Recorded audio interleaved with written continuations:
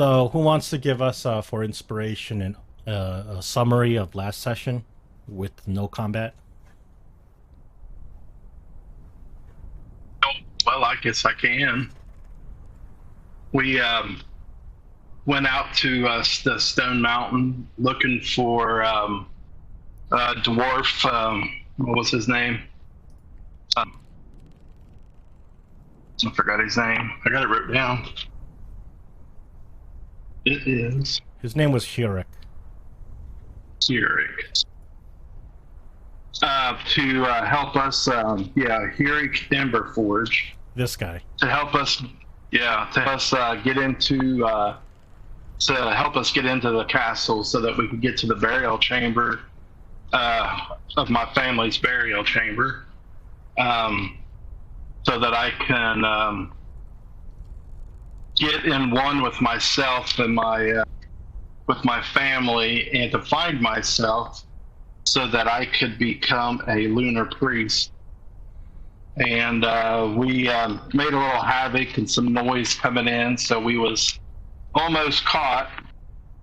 And so now we're trying to wait for things to quiet down so that we can possibly get into the castle to go to the burial chamber, because Hurik is very questionable on why he's not wanting to tell me or let me go there. And so that's pretty much where we're Yeah, at. so do you remember what Hurik told you about your past? I mean, he's met you before, well, when you were an infant. Yeah, he's the one that allegedly carried me to the Moon Maidens, to the Church of Saloon, and dropped me off. And but he was also one of the Baldermain clans until he was, I guess, shunned or outcasted from it. Yeah, he was cast out of the clan, stripped of his title. One of the worst things that can happen to a dwarf. He was stripped of his title because he spoke out against the new queen, Charlinth. Now, do you remember what happened to King Thorlun Boldermane, the previous ruler of Stonekeep?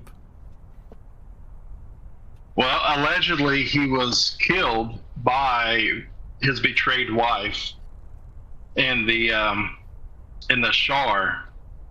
But I'm questioning if he's even in the burial chamber. Yeah, he so the story was that he had a son named Prince Auric and a wife named Laduna, and his wife Laduna, the mother of Prince Auric, died under very mysterious circumstances during childbirth, in which she didn't even respond to any healing. So once she died, he fell into this horrible depression. However, this woman, this kind of, I guess, cradle robber, showed up by the name of Charlotte, also a dwarf, and she had caught his eye. He became obsessed with her, and then he took her on as a second wife. But it was revealed that Charlotte was an agent of Shar. Actually, it's in her name. I don't even know how they didn't even catch that. But her name is Charlinth. And Off for a minute. Somebody's knocking at my door. the king was betrayed by his new queen, Charlinth. And she had opened the gates for the cultists of Shar to launch an assault. And the dwarves were taken by surprise and almost completely obliterated.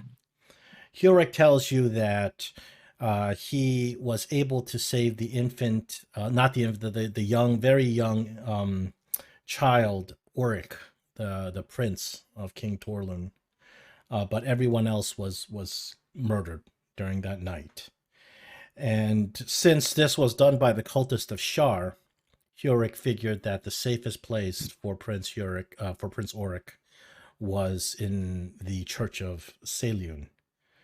Now, another thing is that because because he he delivered you with the weapon of a king.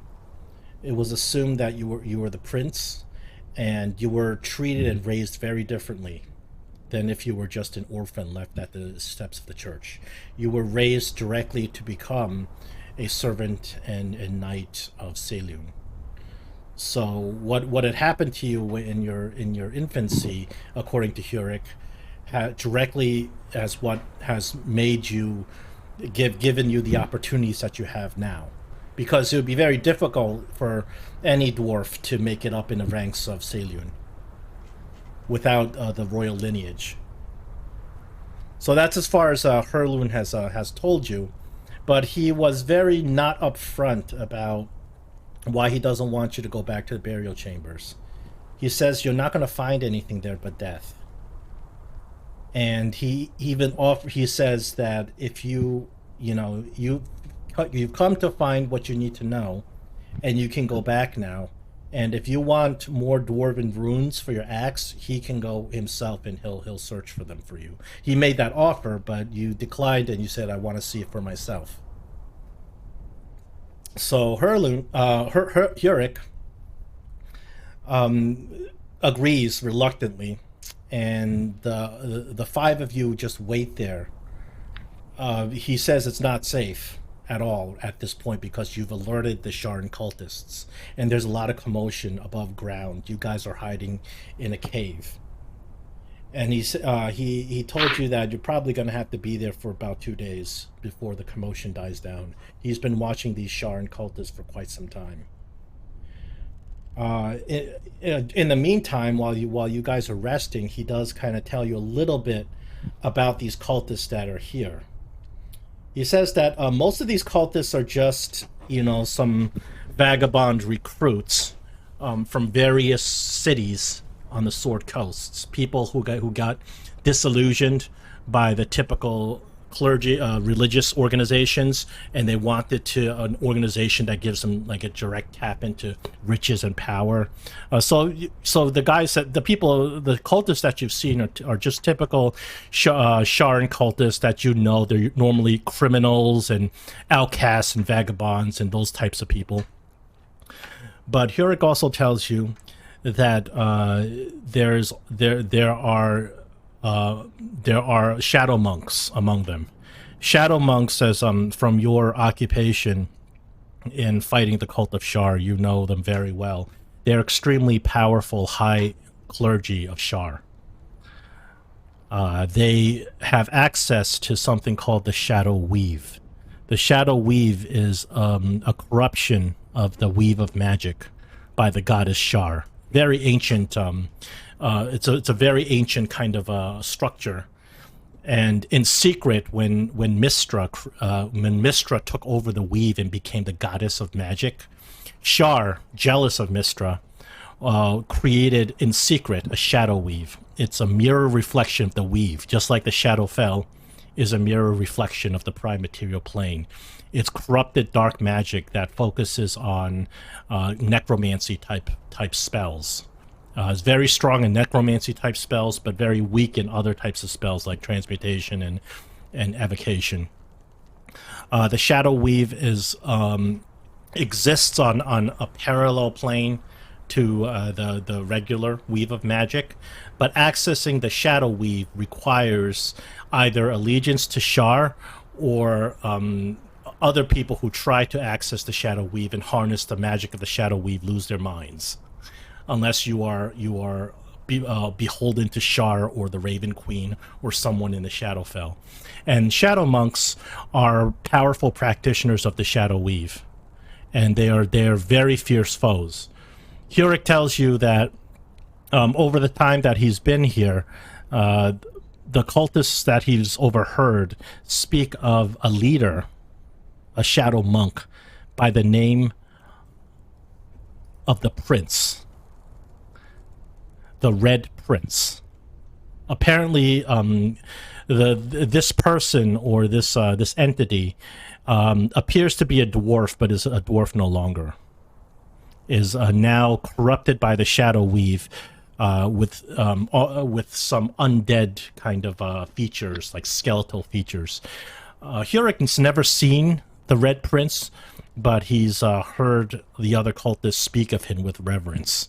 So he believes that ultimately this cult is headed by someone named the Red Prince. And there's mention that the Red Prince serves an even greater master. So you guys are sitting by the fire, and he's telling you stories of these cultists that he's been observing for decades. He says, I don't know why you want to go in there. He says, you don't have a force to fight them. Not the four of ye. You need a small battalion to clear these cultists out. And you've done it before, but they just keep coming back. There's something in these mountains that draws them here.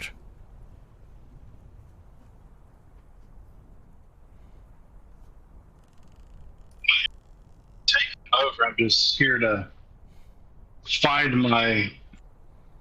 myself, and I really need to see that burial chamber. And Hura kind of looks at you. He's got these kind of a sad look in his eyes. He's like, how much more of yourself do you need to find? In that chamber is nothing but the remains of King Torlun and his wife.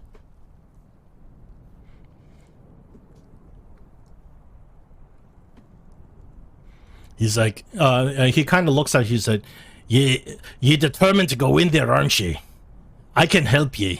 After the commotion dies down, after the cultist stops suspecting us from being here, in the middle of the day, around noontime, is the best time. That's when the cultists are sleeping, for they are active at night in worship of their dark goddess." He says, on the side of the castle wall, there's a loose rock. Manipulating the rock will cause the chambers below to open, but it will create a great noise. It may alert some guards. That's why we must wait until their alert level is low. He says, this is a secret escape chamber into the burial grounds themselves. For the dwarves who created the burial grounds, and I was among them, we created a way to escape in case something like this had happened, and we were trapped below. He says, I will take you to the secret entrance. Go down, see your father, do what you must do, and then come back quickly. You don't want to face the Red Prince in his full strength. Sounds good, thank you. Meow meow, Red Prince. Prince meow meow.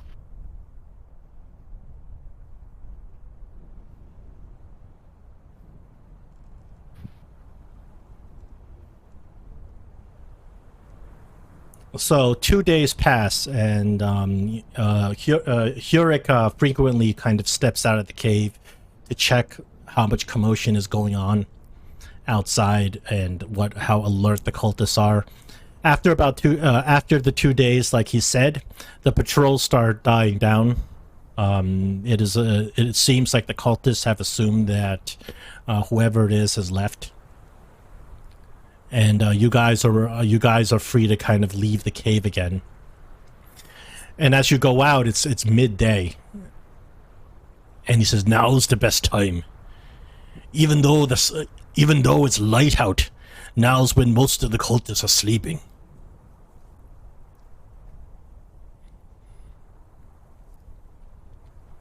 So Hurek carefully guides you through the wooded bush, and he knows the exact spots where the bushes are hiding your presence from the lookouts on the ramparts on the walls of the castle. And he snakes his way until you guys finally reach the edge of a wall, and he kind of looks at you intently, and he looks at you, Dorlak, and he says, "Now, is he truly ready to see the remains of the king? 'Tis not a pretty sight." Yes, I'm ready. Aye, then. And Dorlak pushes down on a stone. As he pushes on the stone, he says, he says, "You better go down in and come out quickly." He says, he says, "It won't be long before they notice something's wrong here, and I must close this passage soon." And as he pushes the stone, the ground beneath you can just tell the ground beneath you cracks, and there's some sort of ancient dwarven mechanism that cracks open the ground, and you can see that there's a stone foundation underneath with stairs leading down into a very narrow passage where only one of you have to squeeze in single file.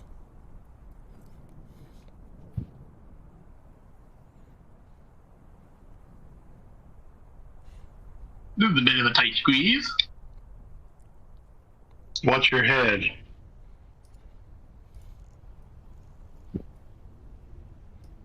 Nairis, you coming? Yeah. Okay. Probably need all the help we can get down here, just in case there's something. Yawning, you there? Okay. So we make our ways down these stairs. You make your way down the stairs in this narrow passage. It's only big enough. It's barely big enough for a dwarf. So Nairis being full height, full humanoid height, you're really kind of having to duck down to squeeze through this. And the tunnel goes down and winds about a bit, and you get this reek of just old moldy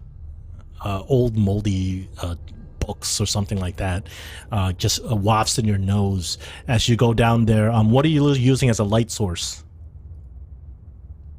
The light source? Well, I have night vision. I guess you're using just the dark vision as a light source. Yeah, yeah. I also have dark vision. I'm here. Oh, Nairis? Yep. okay. So you don't need a light source. There's actually more races with dark vision in 5th edition than don't. So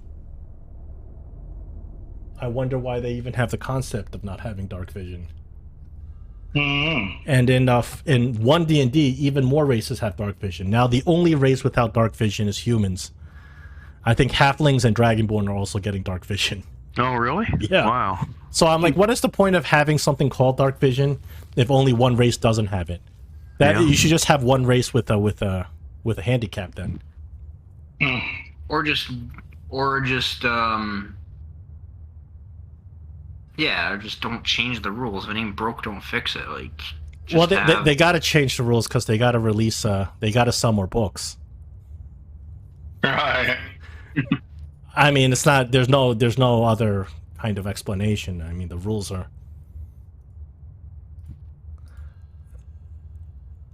Okay. Or just give everybody dark vision and just don't even bother. Yeah, just make it so lighting is not an issue, because with everybody having dark vision, lighting becomes not an issue. Yeah. Then how can you have shadow blades and everything? But either case, hopefully these walls don't close too quickly behind us or while we're in here. The walls don't close, but Hurek tells you go down, do what you need to do quickly, and come back up as soon as you can. Well, Because opening this has caused a lot of rumbling, and certainly it's going to get the attention of the cultists. Okay. But he says it's the only way in here, rather than going through 150 cultists that you guys aren't equipped to do.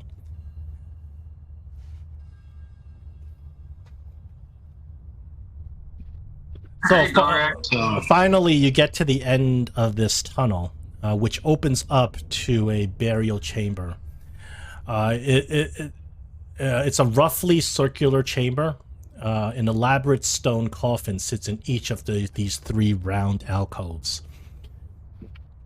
One of the coffins is closed. The other two coffins are open. The coffin to your left, I know it looks open, but it's actually closed. Okay. Oh yeah. There's a large black iron brazier that's pitted with age and stands at in the center of the chamber. And all around the walls are tapestries. The tapestries, all of them have kind of symbols of the dwarven gods, like Moradin and Clangedin, and also a symbol that you recognize very well, Dorlak, because it's on your axe. It's a symbol of the Bouldermain clan. Hmm. So, is it okay to walk over there now? I didn't Search. I'm not sure if it ever was not okay. Hey, Okay. Dorlak, do you sense any evil? Oh, but I.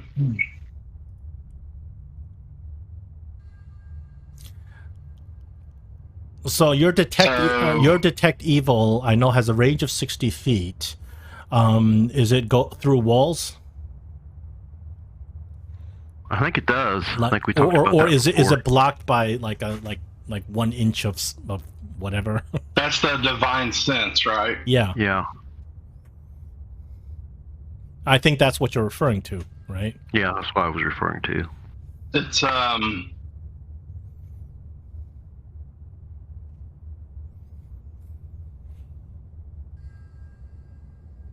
it detects it if it's not behind 60 feet of you that is not behind total cover. Okay, so And total if you, cover will Yeah. obscure it. Oh, okay. So in this case, you get a sense of foreboding evil in this whole area, but you don't detect a specific location. You get a tingly sense that you have honed very well when you are near shadow magic and the cult of Shar, which practice shadow magic. Over the years, you've developed a way to just kind of get that feeling, like your hairs on the back of your neck stand up, and here it's absolutely very strong. But you don't detect a specific location of evil at this time. okay. Well, I'm gonna inch in and go toward the center brazier. I think behind him. Let's see if anything kind of pops out. The center brazier, nothing pops out. It's just it's an old brazier that has been remained unlit for many decades. Okay. And then we're gonna go over here to the sarcophagus that's closed. On the sarcophagus that's closed, it's an ornate-looking, exotic, very finely made sarcophagus. It's one of 3 ancient exotic sarcophagi nestled against the wall. This coffin is a testament to the unparalleled workmanship of the dwarves. It's a sturdy stone frame, and looks like it's endured decades, still gleaming with a brilliance that belies its age. The likeness on the sarcophagus looks like an ancient dwarven king wearing a crown. And then there's is there writing on it also? yes, there's an elaborate kind of very elaborate style of dwarven writing. Most of these are prayers to the dwarven god Moradin. For peace and triumph in the afterlife, and the base of the sarcophagus is labeled King Torlun Bouldermain.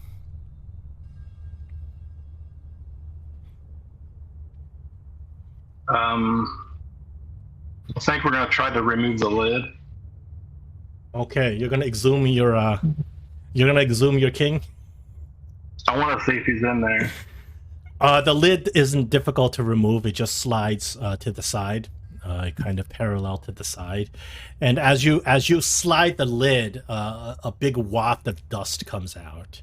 And as the dust settles, you do indeed see the skeleton of what's presumably King Baldermane, still wearing his crown, his jewels on his fingers intact.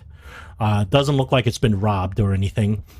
His hand looks like it is kind of in a death grip around a rod-like object across his chest, but it's empty. And you look at your axe, and you're like, oh, well, the axe would fit there perfectly. Right. So my It looks axe like was taken from his good hands. it looks like the axe was removed from the king. That's what you surmised, because if the axe was not buried with the king, he wouldn't be sitting there with rigor mortis holding something. Right. So there's a little something you've discovered. Someone came and took this. So it could be her. You're thinking Hurlik came and took the axe and delivered it with you.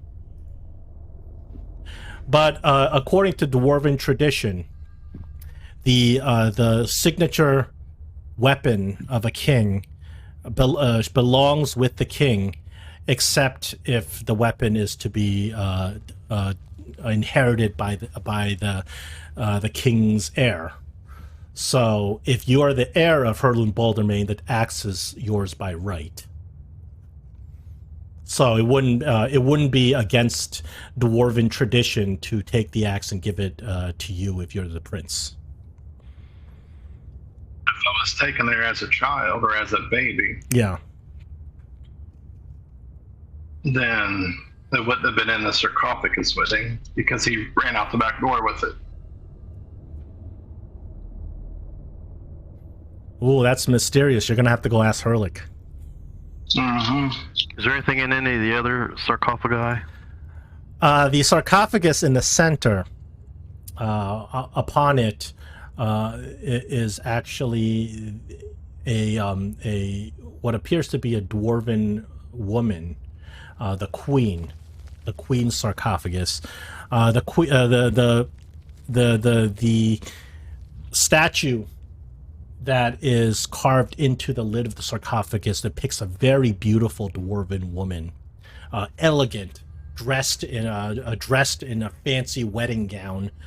Also, she has a crown on her head. However, the sarcophagus is completely empty, and you look inside, and it doesn't look like it's ever been occupied. You can't even tell, but it's just full of dust. Around the glyphs of this sarcophagus, it is labeled Queen Charlinth Baldermane. And the lid is kind of off the sarcophagus and on the ground. And then the other sarcophagus? The other sarcophagus depicts what appears to be a dwarven infant. The infant looks like is in a fetal position. Looks like the infant is being cradled by the goddess Brunar, which is the dwarven female goddess of hearth and home. The infant on the sarcophagus looks dead on the lid, and the lid is pushed aside, ajar, but the sarcophagus is completely empty, with just full of dust. Yeah, you got a mystery here. And on the bottom, the glyph denotes Prince Auric Baldermane.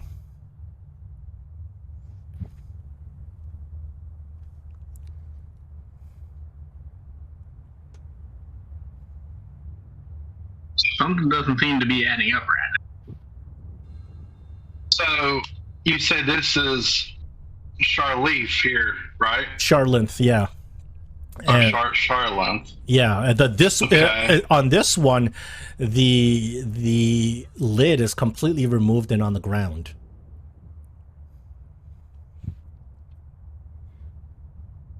So then where's my mother's tomb? You don't know. Something to ask Eric, the Red Prince. Can I check the walls to see if there's any Oh doors yes, you or- absolutely may. Roll me a. How are you checking the walls? Are you going along them, or are you just taking a good look? Since Dorlak is kind of looking around at it, trying to figure out what's going on. I'm taking a really good look at the walls, behind the tapestries and everything else. You're putting out your hands and feeling behind the tapestries, into the spike trap. Pulling them out and that kind of thing. Did you say into the spike trap? I'm just kidding. All right, roll me investigation. Roll you an investigation? Yeah, roll an investigation.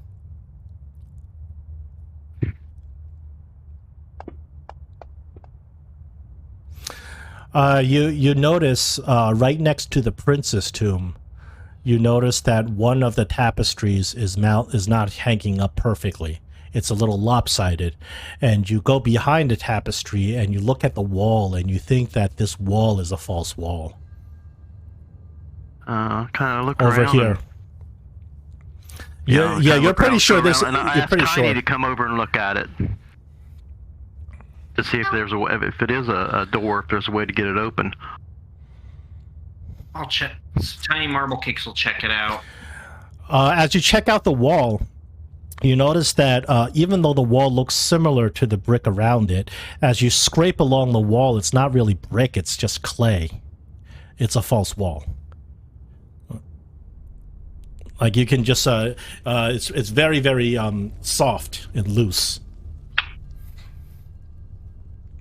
So I tell Dorlak, I said, that, it seems like there's a way out of this crypt from this side. If you're done investigating everything there, or did you want to look at the jewels or anything on the supposedly the king? Yeah, I want to check out them jewels and see if anything seems to fit in my war axe. So you go back and you kind of check out the body of the king. The good news is that you found a rune that fits into your axe. The bad news is this rune is completely devoid of any magical enchantment. It's just a piece of rock that's very well carved. You look at his jewels and you see that there is a ring, very expensive looking ring, probably worth thousands of gold, and the ring is carved with a perfectly formed emerald. And this ring is right on the king's pointer finger. The ring has a royal insignia on it, indicating that he is royalty, or this is the king's ring, the ring that you kiss. So those are the things that stand out. The rest of the things are just decorative jewelry. They're worth a lot of money, but I don't think you'd be interested in taking them and selling them. No, I don't want to rob my father. That would be that would be poor form. I think Saloon would frown on that. Especially for a paladin. If you believe it's your father. Yeah. Yeah. Well, now there's something suspicious going on. You can see. I want to look inside my sarcophagi. That's supposedly. You take a thorough look inside the prince's sarcophagus. It's completely empty. The sarcophagus, there's nothing in it except for some old spider webbing and dust. You examine the lid of the sarcophagus and a carving of the infant. The infant also seems to have a bracelet on that looks like the emerald ring that the king has on. Also indicating that he's the heir. You were not delivered with any sort of bracelet. Mm-hmm. You've never known of such a thing throughout your life, but that's depicted on this prince's tomb. Is there anything that's distinguishing about is that a well or what is that right in the middle? That's the brazier. That's in the middle is the brazier. Okay. Yeah. So is there any writing or anything on it? No. That's just a simple brazier. So we try to take out our swords or our battle axe and try to scrape out that clay and see what kind of. With a single swing, the entire false wall crumbles. It's revealing a staircase behind it. Does it go up or does it go down? Down. Alright. Before I leave the room, I'll go over and put the lid back over the one dead body that we found. Or skeleton, I guess. Just out of respect. The king's. The king, yes. Yeah.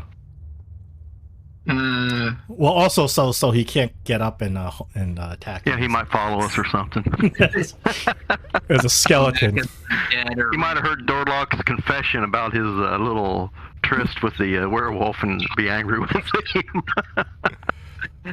So the mystery deepens. The false wall opens up a secret passage behind it. Mm-hmm. And there's no other way to get into here? What do you mean get into that's it? just it. There should be another entrance, one from the inside of the castle. Well, that's probably the one we just opened up. So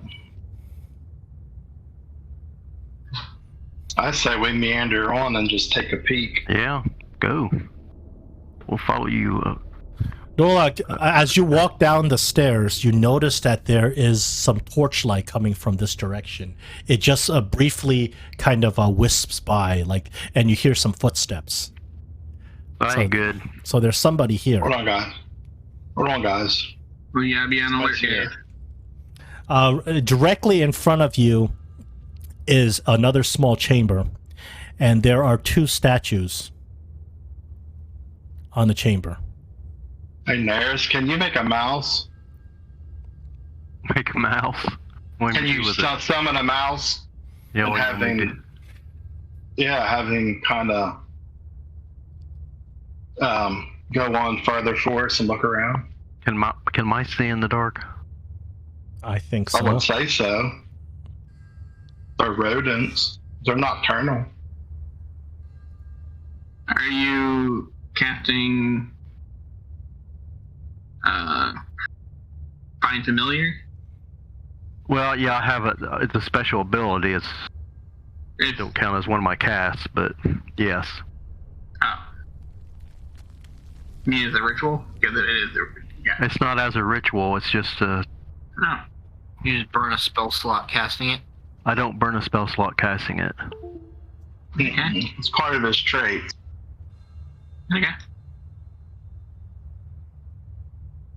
Anyway.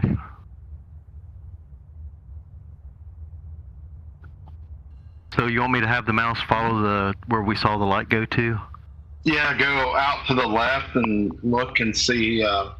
Check out them those statues, and see what that torch light is. See if it's a person or who it is, Right. or if there's more than one person.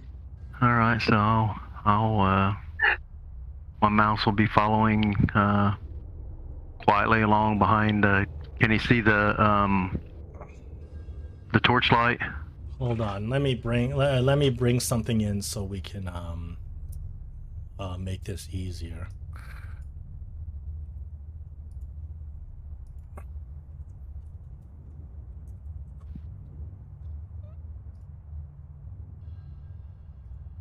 There we go. So I have a mouse here. There we go. I love it. Let me make it. This is the DM of the year. Make it tiny mouse. So the mouse kind of crawls over here and notices a torchlight coming from the right side. Okay. There is a kinda- very unsavory looking figure in an elaborate purple robe holding a staff. As he's walking, you notice that there's something very odd about him. That's what the mouse sees. That he seems to walk, and an image of himself follows him, like as if he's like a ghost. But he's clearly not a ghost. He's more material because he's making footprints and footsteps. He's got a torch and looks like he's just kind of scouting back and walking back and forth in a pattern. And while he's doing so, he seems to be mumbling something to himself. He's nodding his head up and down as if ritualistically. So I kind of whispered to Tolan that this guy could be casting a spell. There's somebody heading down the corridor towards this room. So he kind of goes over there. You see him go all the way down the corridor, disappears into the end of the corridor, and then a few seconds later, he's coming back as if walking in a pattern. As he walks by, let me roll a perception. Roll a stealth for the mouse. Actually, no. You know, I'll roll the stealth because I don't. Yeah, because I don't have his character sheet anyway. So I'll roll a stealth, and I'll roll this guy's perception. He does not notice the mouse, and he just continues to keep walking. He's walking back and forth. He gets to this end of the hallway, and then waits a few seconds. He starts whispering to himself, nodding his head up and down ritualistically, and then goes to the other end.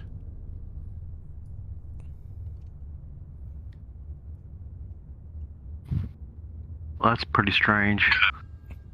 Can you have the mouse give us a description of those? Well, I'm giving him a description for what I see. He's these two towers. These two towers or statues. Okay, these two statues. One of them is a statue of Moradin, and one of them is a statue of Clangeddin. These are two very prominent dwarven gods. Moradin is the overlord god of all the dwarves, and Clangeddin is the dwarven war god. And under Moradin's statue, the base, it's written, and so was bequeathed upon King Torlun Baldermane, the Revenger. And then on the other statue, on the base on Clangeddin, it says, as long as the Revenger is wielded by the blood of Baldermane, these halls will sing in its vengeance.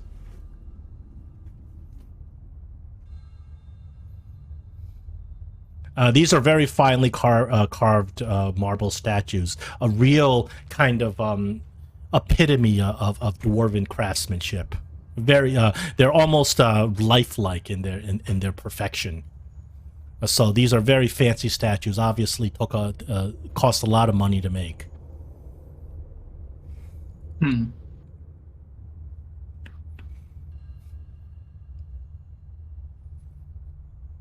Well, I want to position the mouse at the door, and then kind of as a lookout, and I'll look through his eyes, and somebody else, Dorlak maybe, since they're dwarven, can go and maybe inspect the statues a little bit closer, and I can warn him so he can duck behind something when the guard or whatever he is starts coming down the corridor.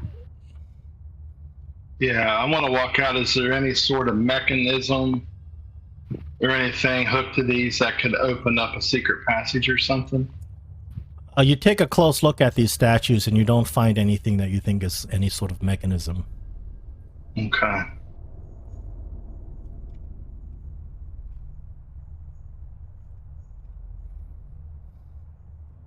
Is there anything distinguishing about the statues that a dwarf would notice?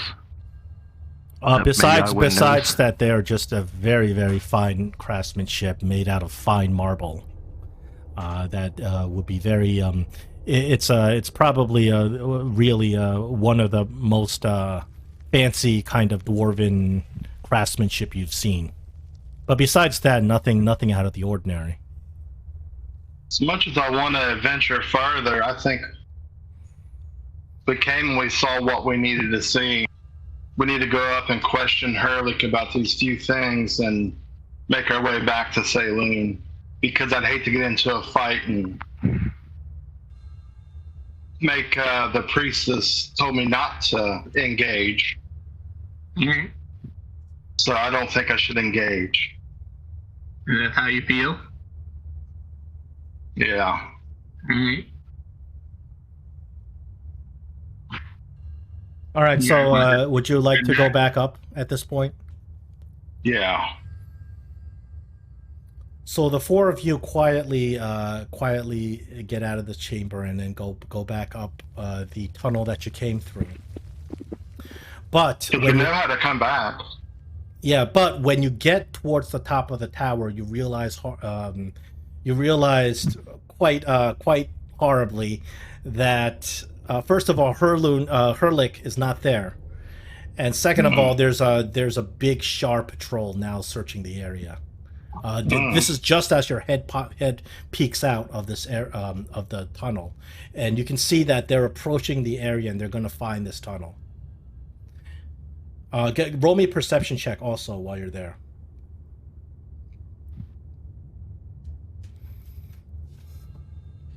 High perception. I have 0. Let's see what I have. I have 0 also. Could be one of you guys. I've got a +5 to perception. Yeah, All right. you can go ahead. Looks like you win. Alright. You look around and the Shar patrol is coming towards you. There's about 20 of them in this patrol. It looks like the rumbling in the ground has alerted them. And you, Tiny, you see up in the trees in his ghillie suit. It's Hurlik. He sees you and he puts up his hand, meaning stop, and he points at the patrol coming. And then he puts his finger to his lips. And then he points back down into the tunnel. Okay. I will Sounds like we're going the other way, guys. I'll go back in the tunnel and I'll convey. Tiny Marble Cakes will convey in her broken common as quietly as she can that she's found Hurek and that patrol people are coming and we'd be best inside the tunnel. Okay. With that in mind, can we maybe take the covers of one of these sarcophagus and shove it in the tunnel? Kind of help block the way. Yeah. Take it up toward the top if we can. Kind of shield the opening. So as you That. just as you guys are kind of trying to figure out what to do, the patrol reaches the edge of a clearing, and if they were to move any further, they would see the tunnel that you guys are in. But the minute they reach the edge, you hear a scream out in the trees. It's Hurlik. He's saying, "Hey, you short-ass fools! Hey, look at me here! Come on! What you gonna do? You're gonna find me? You can't catch me! Ha ha ha!" And you see, and as he screams this out, the half the patrol just darts off to chase after him, and you can see Hurlik is kind of moving along the trees somehow with his broken arm and broken leg. He's moving from tree to tree. He's managed to divert some of the patrol away from you, right as they were about to discover you at the edge of the tunnel. It would have been a very, very tough fight with that many Sharan cultists. You think we gotta go back down the tunnel, guys? Yeah. Just work our way through this tunnel. We tried to leave. Can Dorlak shut that tunnel the way he opened it? Yeah, probably making a lot of noise and causing tension. Yes, you can shut the tunnel the same way you opened it. There's a little delay, but once you press that stone and the tunnel begins to shut, there's no way to open it from the inside.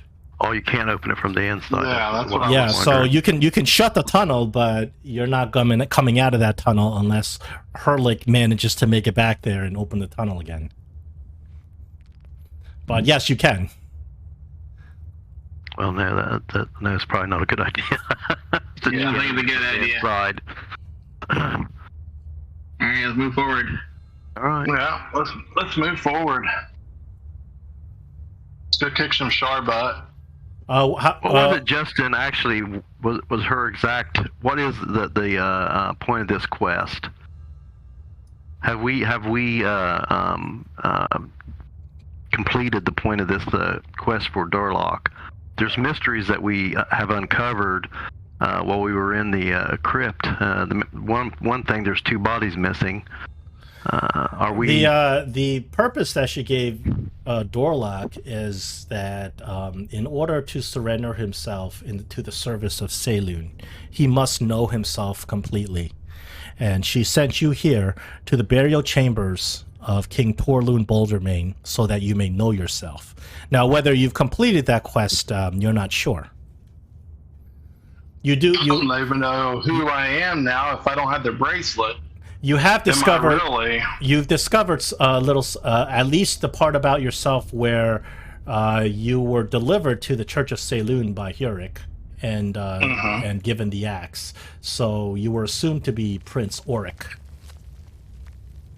But there's a little something. Yeah, there's a bit of a mystery here once you've seen the body, the King Torlun's body, and these other two graves, and the grave of Auric, which seemed a little weird because it's an infant with a royal bracelet on that you saw. And where is my mother's tomb? You don't know. Your real mother, yes. Yes, the only queen that's here is the second queen of King Torlun. The first queen of King Torlun, Lanuda, is not here. So I think there's still enough maybe doubt, especially with the bracelets and so forth, Dorlak, that it sounds to me like you're kind of doubting a little bit, or at least you're kind of leaning towards the fact that maybe all the story was true, but you're not sure. So I think you probably need to further the investigation. Maybe this tomb was fake. If this tomb was fake, it was a great fake with these marble statues. Right. Yeah. Well, marble statues, and then they'll just throw a random cadaver in one of the boxes and put expensive jewels on it. Yeah, there's absolutely no way for you to verify that is King Bouldermane. You don't have a means to verify that. It's not like his ghost is there. It's not. He's clearly dead. We can't call CSI.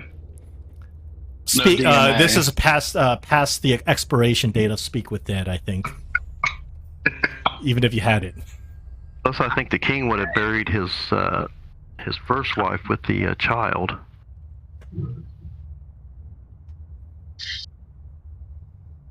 But anyway, let's just continue investigating, I guess. But the child's not dead. I'm supposed to be the child. Well, according to some, yes. That's my wife. Yes, well. Prince Auric has his own tomb, which of course is empty, adding to the mystery. I guess we try to sneak out into where the mouse was at, send the mouse on ahead to the right, and see if the coast is clear. Because that's the last direction that. So, do you want to send the mouse down the right side of the corridor towards where that scout is moving? Yeah. Or do you want to go the opposite way? Well, if we can see how far down he is, then we can maybe run across to the left and go up the stairs. Well, he's not standing still. He's kind of moving back and forth. He'll stand still at the end of this corridor for a couple of seconds and then move back the other way. Just judging by the speed that he's moving, you think it would be possible if you really tried to sneak by him, but Dorlak with his clanging plate mail may be a little bit difficult. Yeah.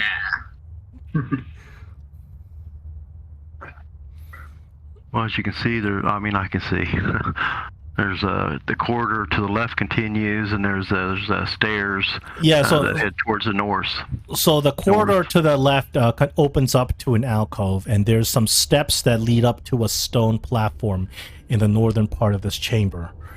There is a wooden coffin that rests on top of a DS. Well, that's interesting.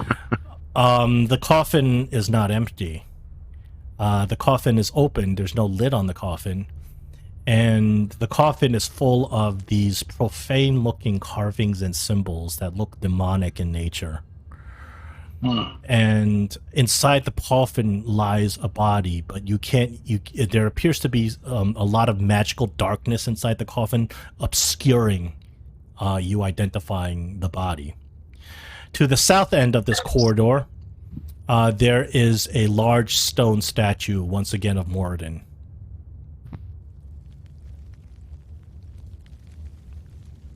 Has it been profaned or anything, or is it just Oh, the clean and no, the this statue is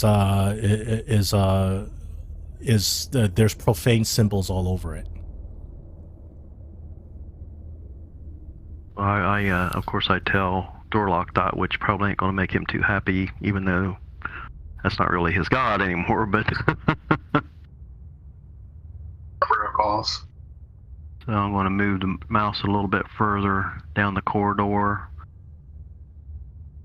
I don't really see anything more.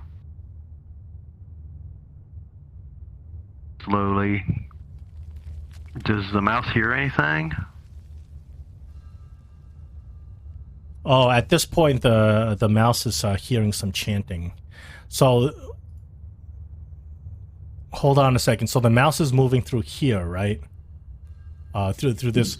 So the mouse is stepping through an archway, and you see a hallway that's leading west. The floor features what must have once been an elaborate and brightly colored mosaic depicting the dwarven gods, but since it looks like it's been defaced and stepped on so many times that it's faded away. And then what's at the end of that then, did you say? At the far end of the hall, you see the face of what appears to be you're not sure what the face was because it's been ripped down. But it once was a stone like a stone face on it. And there's water trickling from the mouth into a large stone basin directly under the floor. Water seems pretty clean and fresh. Well, I'll just continue slowly and quietly along the side of the wall. This was where the chanting's coming. Oh, yeah. I stopped there because I can see the room is full of. You get having church or something. you get to what appears to be a large chamber, and in the middle of the chamber, there stands two figures. There seems to be two kind of skeletal figures standing on top of the platform. And there are like 11 of these cultists sitting there. They are on their knees, bowing. And one of the figures starts speaking in some sort of profane demonic language that you don't understand. And the second figure, a female voice comes out and says, "Accept our sacrifice, O great goddess Shar, mistress of the night. Accept the sacrifice and let my son be whole again." And behind you, you see a poor dwarven peasant woman. She is bound and shackled. She's tied to a stake, and there's a pyre at her feet. They clearly intend to burn this poor victim. For once the night comes upon thee, and the blood of the innocent is spilled, that is when the queen will grant upon us true life, true flesh. And all the cultists scream back in unison, "True flesh." So yeah, there's some bad stuff going on down there. So, the Red Prince is from Divinity Original Sin 2. Not that Red Prince. He's not this dragon-looking dude. Alright, so the mouse comes back up the stairs and scampers and kind of goes, what's in this alcove, did you say?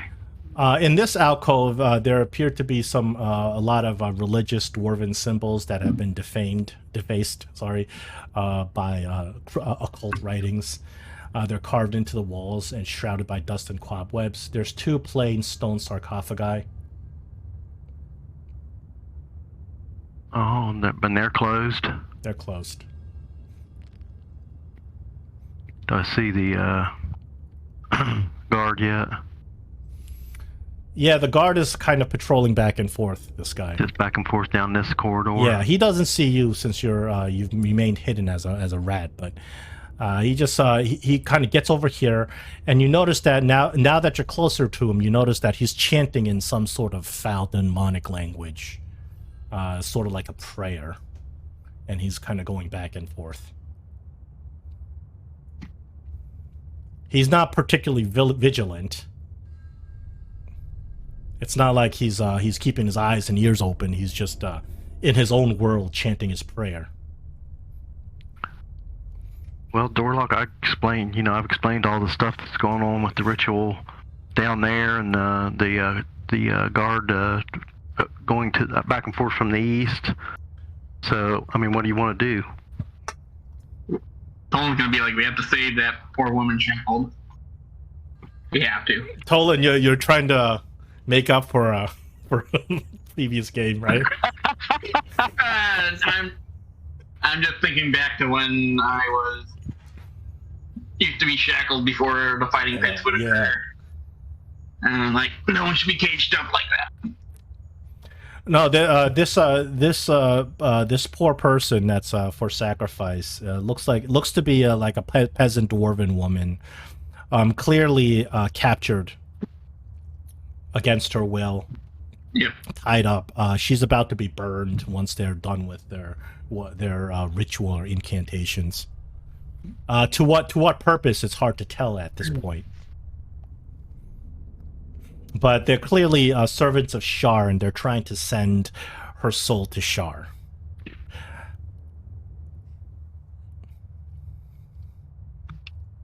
I thought it was interesting what she said about her son too. Yeah. Mm-hmm.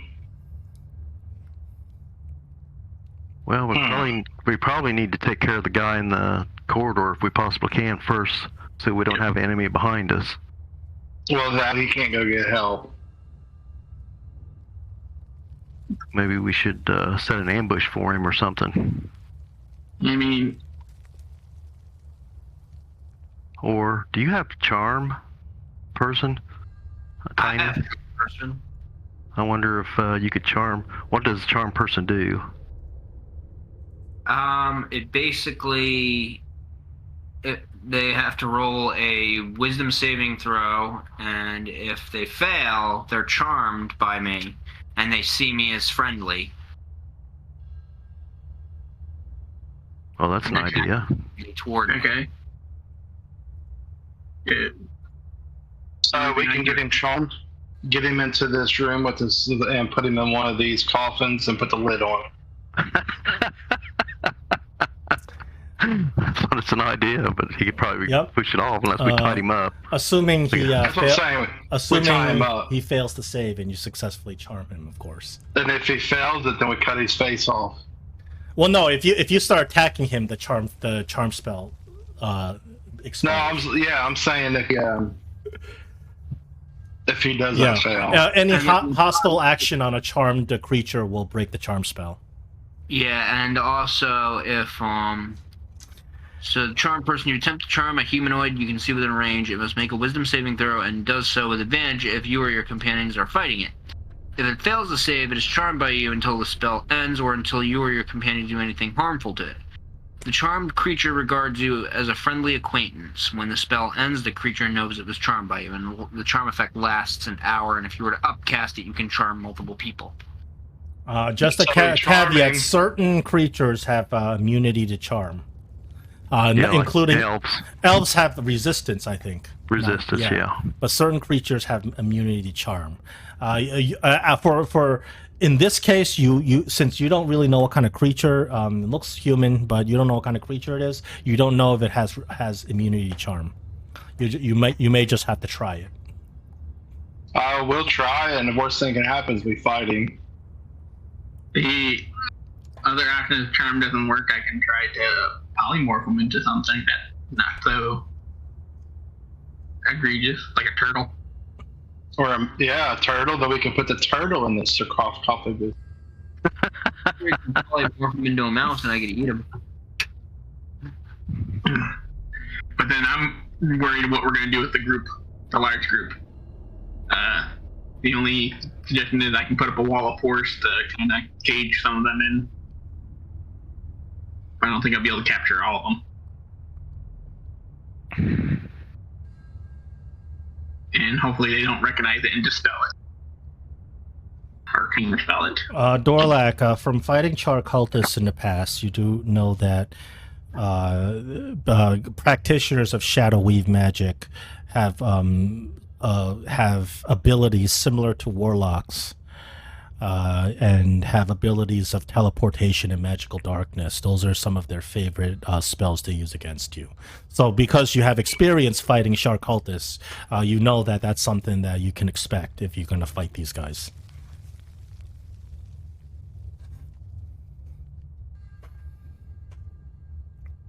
Okay. Yeah, I'm trying to avoid fighting him.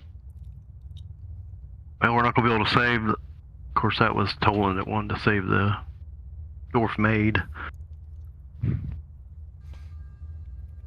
Dorlak, you make the decision. This is your thing. Wouldn't it be These are horrible your if it were people. just TX in disguise? That would be bad. That'd be funny. That would be funny.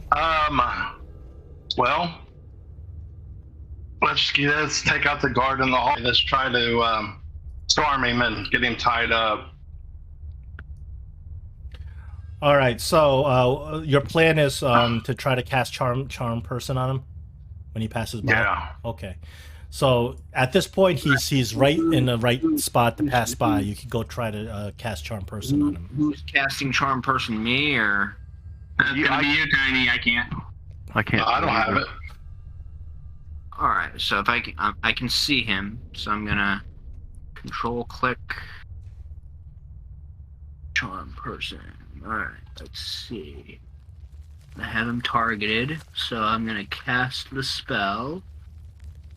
Saving throw. Boom. Oh, did he was it with advantage? He has advantage. Oh. He has And magical resistance. And he critted it. And once you cast a spell, he is aware of your presence. We're going down initiative.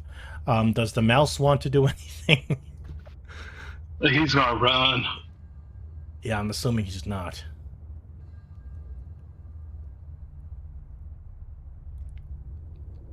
Oh, it's nice rolls.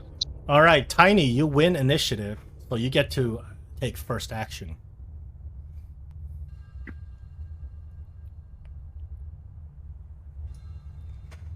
Okay. I am going to cast Minor Illusion. And I'm going to cast it... If I can actually get... I'll cast it where I'm pointing. Yeah, I never rolled. Like there. And I'll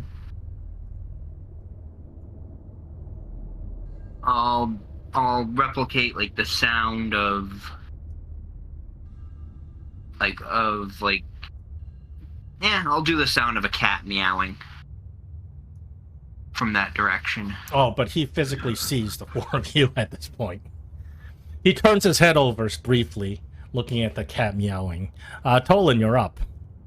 Anything else on your turn, Tiny? No,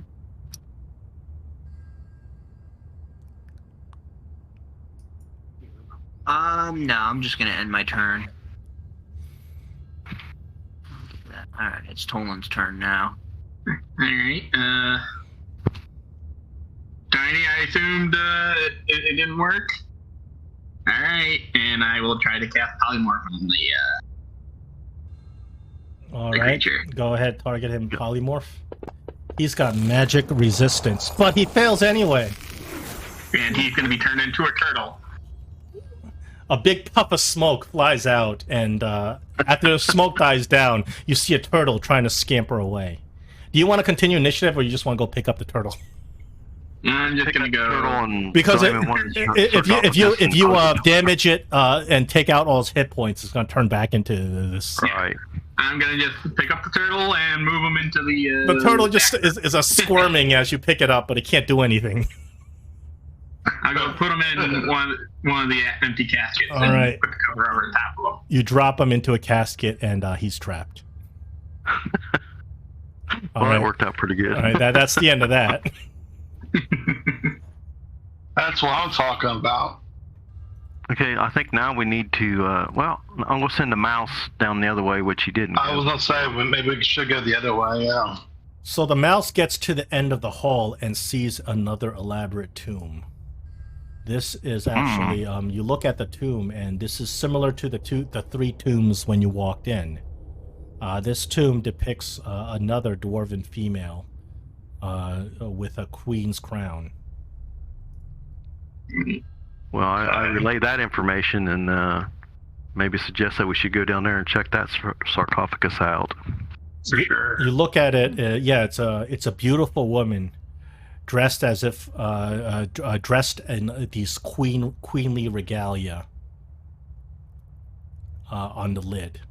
I'm going to station the mouse down here at the corners in case someone comes up that stairs or down the stairs or whatever. I'm gonna. Is there any writing I can see?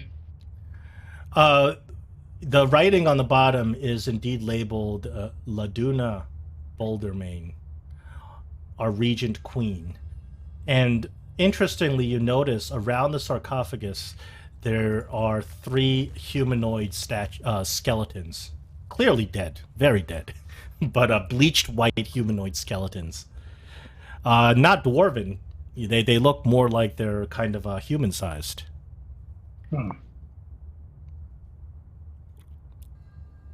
Is it possible they had human servants? Not likely. The dwarves wouldn't be having humans live among them. I just kind of dropped to my knees and stare at the sarcophagus and with my eyes closed, just trying to picture what she would have liked. So as you spend a few seconds doing this, you hear a moan, a ghastly female moan, coming from inside the sarcophagus. The moan screams out, shouts sorrow, tragedy.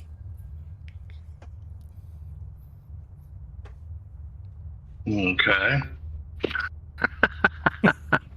Okay, he says. So I jump to my feet and I'm going to pull the lid off of it. Oh, you're gonna just run up and do the lid? Yeah. You rip the lid off, and a big cloud of glimmering smoke rises out and fills the entire chamber. What's left behind is the the remains of Queen Lanuda, still in her throne with her jewels. But this cloud of smoke now begins to coalesce and float around. And once again, the moan grows louder. And the cloud of smoke begins to coalesce. Where is my Prince Auric? We're back in initiative. Do we hear this actions all the way down here? Yeah, it's echoing down the halls. You guys are involved. So we're back in initiative, and Tiny, you get to go first. Okay. I can see what's going on there.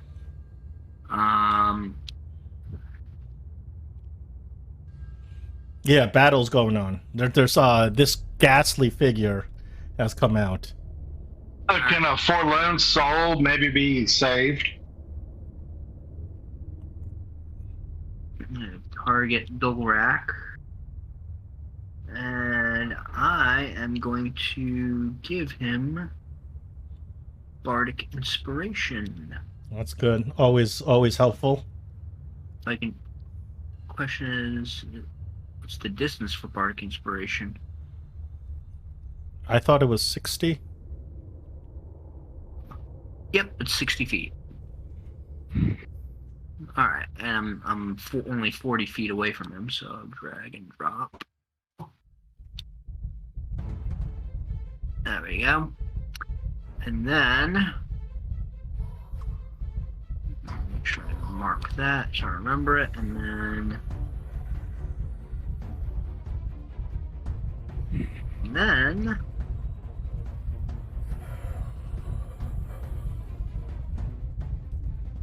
then I'll end my turn.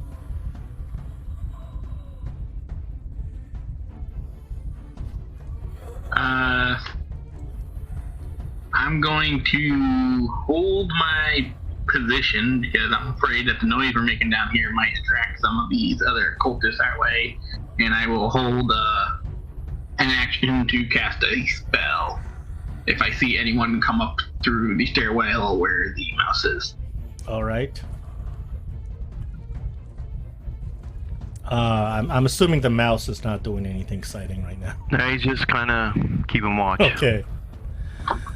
The forlorn souls you see her jaw opens up to a completely inhuman, grotesque amount as she just flies right through you. As she flies through you, you take damage. She flies right into the center, so she goes through Dorlak and Neris. And just going through you, you take force damage.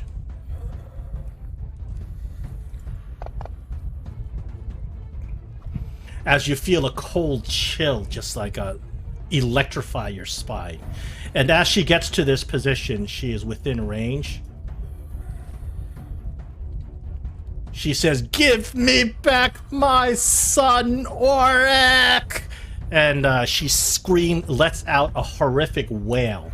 Dorlak, this is going to be a big Constitution saving throw. Very important saving throw. So if you have a paladin aura, you really need it.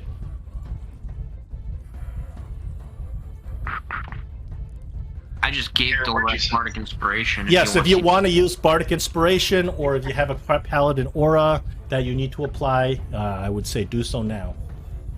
So will the aura of warding do anything with this? No, it's not a spell. It's a Okay, because I already have. He has protection. Yeah, protection does apply. Yeah. Warding doesn't apply to this one. Okay. If you want to use Bardic Inspiration, you can apply. You can just tell Tiny to put it on you. Oh yeah, I'll use Bardic Inspiration. Okay. Tell Tiny to put it on you. Tiny. Just Can you did put that on? Okay. This is a Constitution saving throw, DC 13 versus death.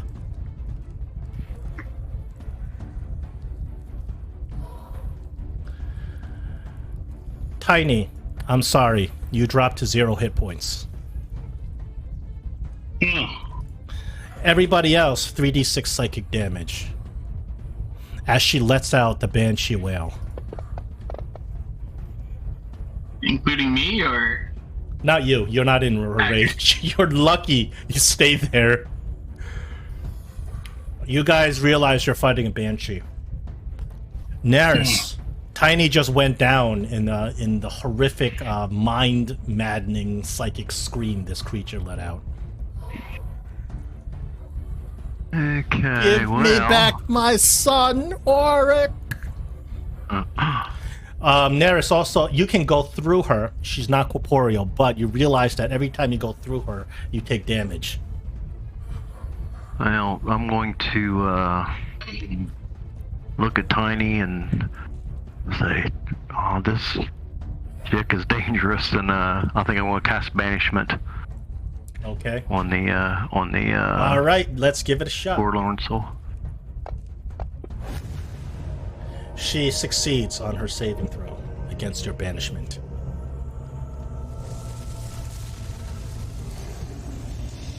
The 4th level.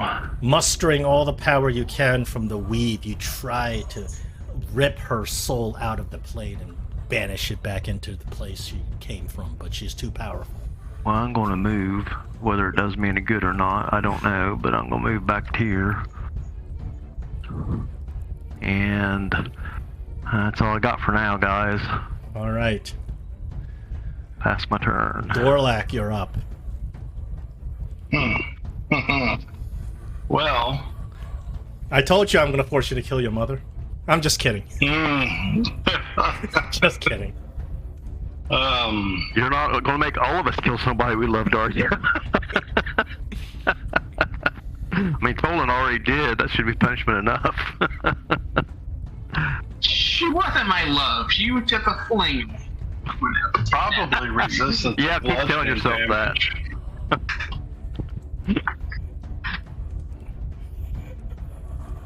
Alright, well, I'm gonna move within melee range. Okay. And I am going to try and use flashing magic damage, but I think it's not doing any good.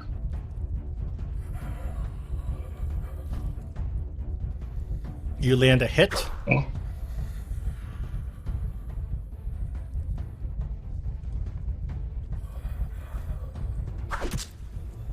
Then I'm gonna use my second attack.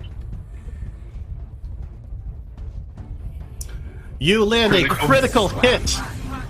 And I'm gonna use a level 3 divine smite. Oh, she's not gonna like that.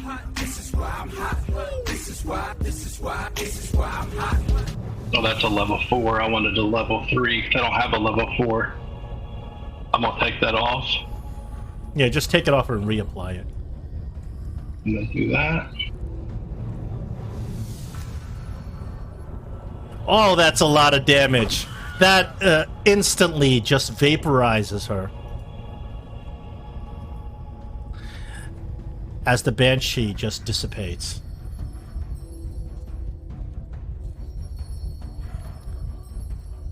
Guys, somebody needs to go over here and take care of Tiny. Naris?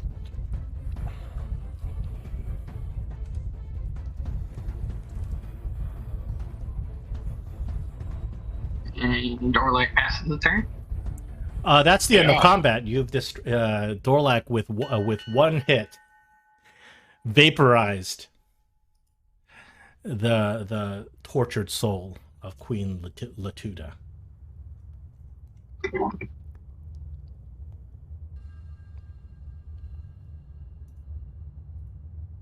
Not much I can do for Tiny here. Naris, you want to get over here? I guess something brought his attention away from the game. Oh, Naris? Where is he? No, I was Oh, muted. yourself. I was muted, sorry. Yeah, okay, I'm going to do a healing word on Tiny. I think I'll cast it as a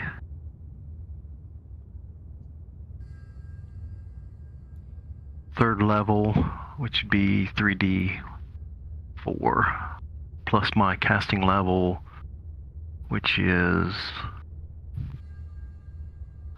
3 plus 3. So 3d4 plus 3 then, right?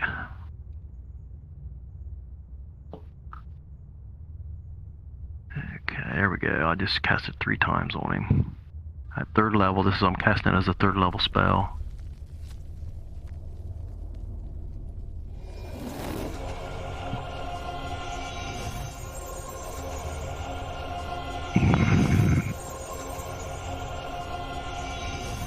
Ooh, that was quite a harrowing time Tiny had there. Yeah, one hit. He's down. One shot. I don't like banshees.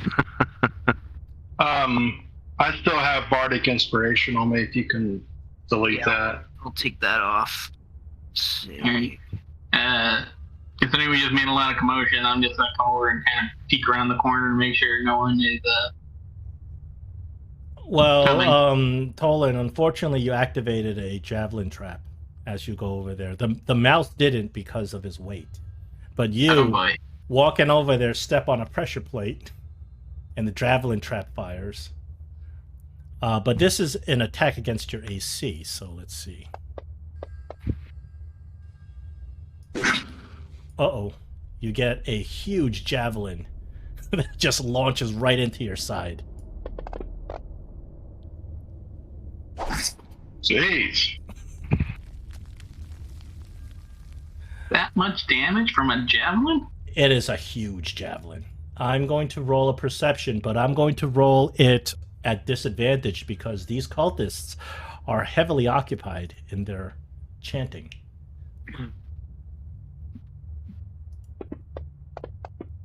I'm not much bigger than a mouse. Come on. They do not notice. You get to the edge to see the cultists, just to have this javelin nearly pin you against the wall. Well, so far this ain't good, guys. Hey, there's doors down here, down at this end. Yeah, there seems to be several alcoves with closed doors. So I think maybe we should check them. Tiny, do you have any healing potions? Or any way to heal yourself more? Or do you need one of us to... Because you're still pretty weak. I have 3 potions of healing. Let's see, is there a way I can... It's not showing in my actions tab. It's in my inventory, though. I was gonna say, I don't know if there's a script for drinking a healing potion. I guess I'll just roll 2d4 plus 2. If you don't have... the script should show up automatically if you have an item in your inventory, but that extension sometimes doesn't work.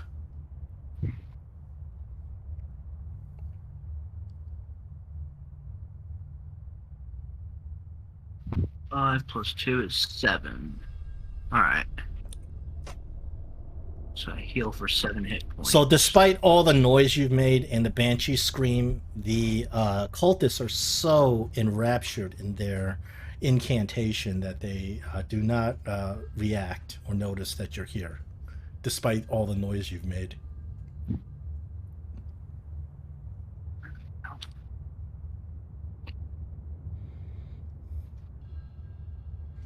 Yeah. So anyway, Single banshee and a single javelin. I was We're wondering hurt pretty bad. if Tiny was there anything left of the banshee?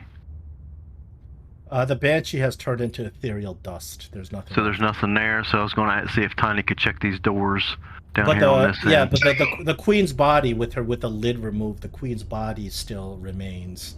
Yeah, is there anything in the sarcophagus? The queen's body is lying there, and you can tell their fingernails are scratched. Her mouth is wide open. You feel the very horrible feeling she was buried alive.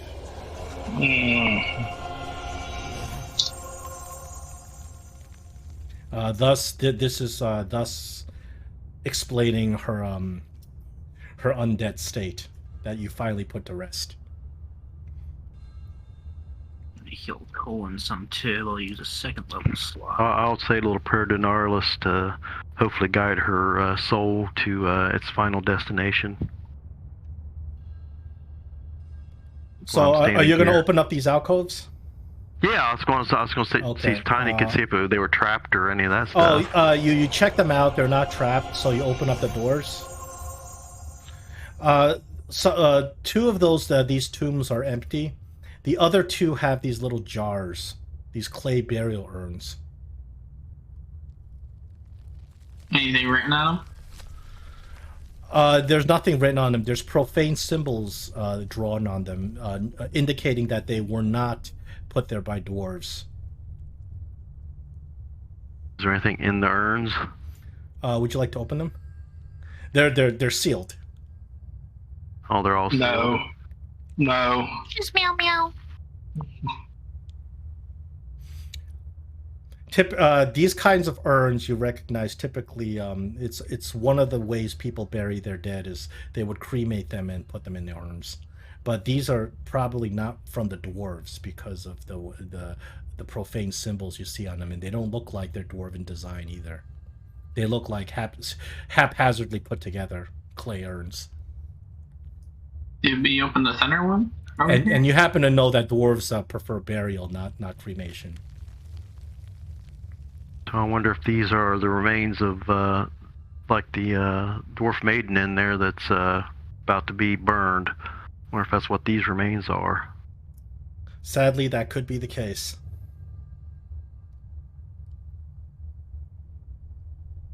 Meow.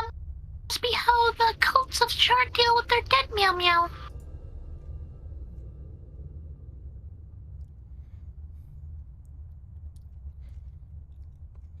Dorlak? The cult, Dorlak, you know the cult of Shar has very little respect for the sanctity of death. In fact, they would usually just try to recycle their dead into undead.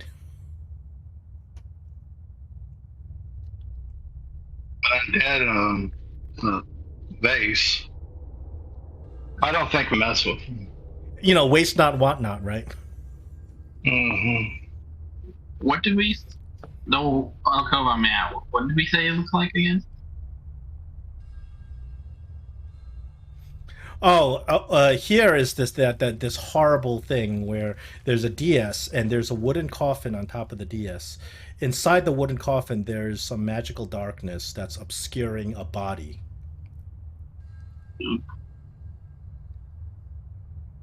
I don't know if we want to deal with that guy. Gotta do something. The body doesn't appear to react to your presence.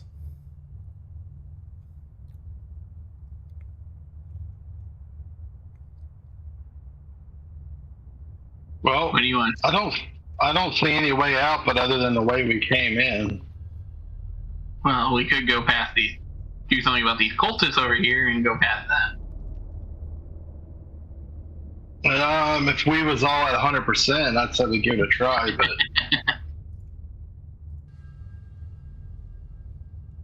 see how easy they knock. Well, the Banshee knocked you out.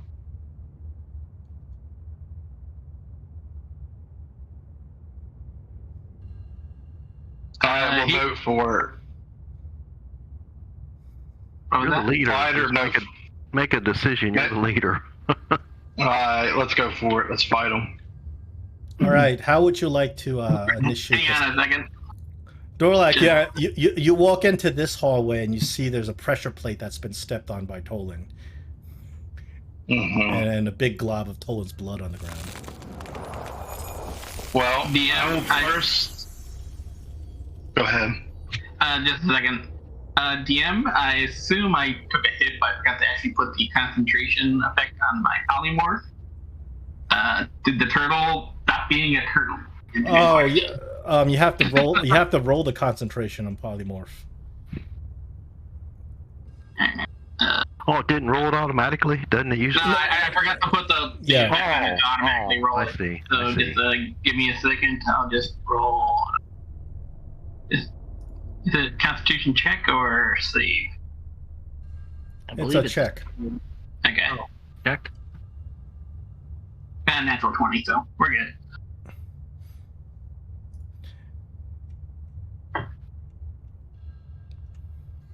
He's still a turtle. That's good.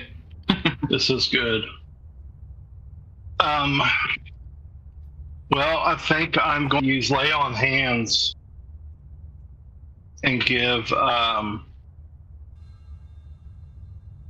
Tiny 20 and Tolan 20.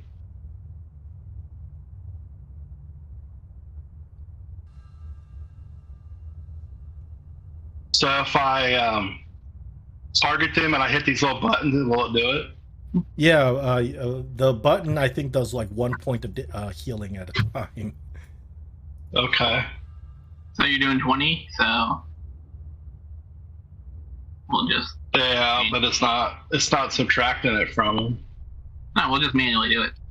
There Yeah, you go. it's easier if Yeah. he just manually you just Okay, go yeah, you ahead. gotta click them off and everything. Yeah, that button Okay. only heals 1 hit point. Unfortunately, they haven't found a good way to implement that. I change your wound to 9. And we'll be good. Like John will have to do it. You can adjust your own wounds. Oh, okay. There we go. There we Guys go. are And then- looking much better now. And then I'm going to use a greater potion of healing. So that's what, 4d4 plus 4? Yeah.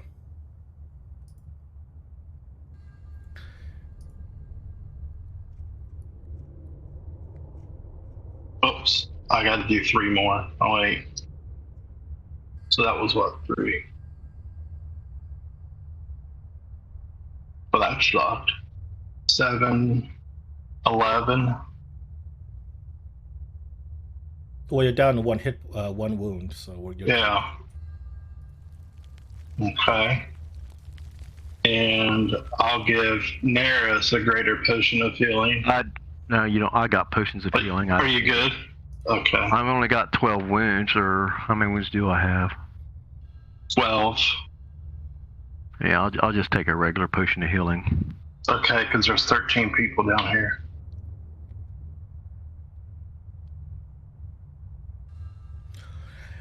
Since you guys were able to make it all the way up to the ritual chamber undetected so far, you guys get, whatever you do, you get a surprise round. Get a surprise round. Well, that's a good thing. All right, I'm down to, I just got 6, so I'm not too bad a shape.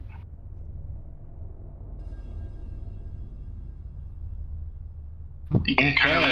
Are we taking these guys on? I mean, that's what Dorlak said, so. Alright. I'm reluctant, but let's do it.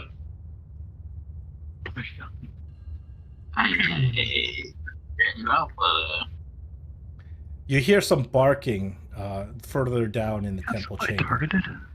Like from a dog? It sounds like a dog. You don't see the dogs, but it sounds like there's a dog in there.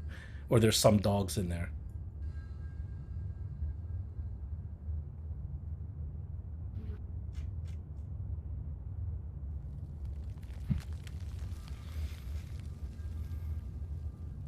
What you gonna do, Tiny?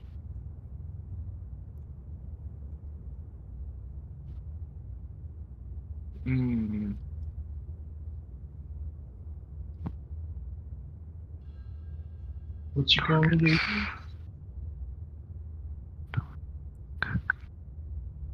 Yeah, the surprise round, I'm gonna be casting a big old fireball on it, but that's what you do. So the female voice screams out, "Power of Shar, take you!" And she lights the brazier. And all the cultists chant in unison, "Power of Shar, take you."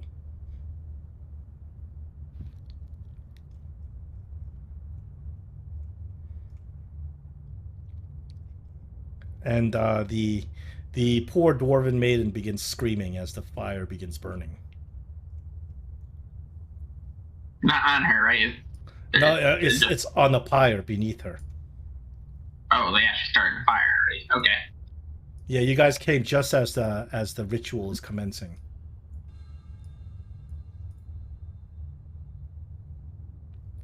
In order to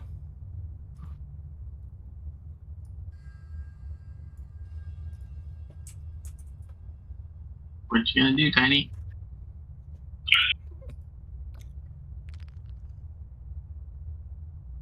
Tiny Marblecakes hears the dogs barking, and she's a little nervous about that. Let's see. Well, I think... Oh, it's my turn, so I'm gonna go ahead and cast Aura of Vitality. Okay, this is your surprise round. You cast Aura of Vitality. Yes. All right. Tolan, surprise round. Go ahead. I am going to cast a big old fireball. Open. All right. Whoa. I thought a fireball was smaller than that. No, fireball's pretty big. I know fireball's pretty big, but I didn't want to catch the person in fire. Well, they just set her on fire. Yes, but a fireball is Fireball's gonna kill her. I'm not trying to kill her. I'm not. Damn it. Well, I mean, what I'm saying is she's already on fire. She's probably going to die anyway. That and the amount of damage that Fireball does. That's like, yeah, it might not insta-kill a group of level 9 adventurers, but might insta-kill this poor peasant. An NPC, yes. Alright, instead I am going to cast a big old web out to make sure they don't move anymore. We'll do that instead. Web is my biggest web. 20-foot cube. Which unfortunately the spell I have does not have an actual token, so it's a big old web on top of everybody. That will catch Right every there. single one of them. Yeah. And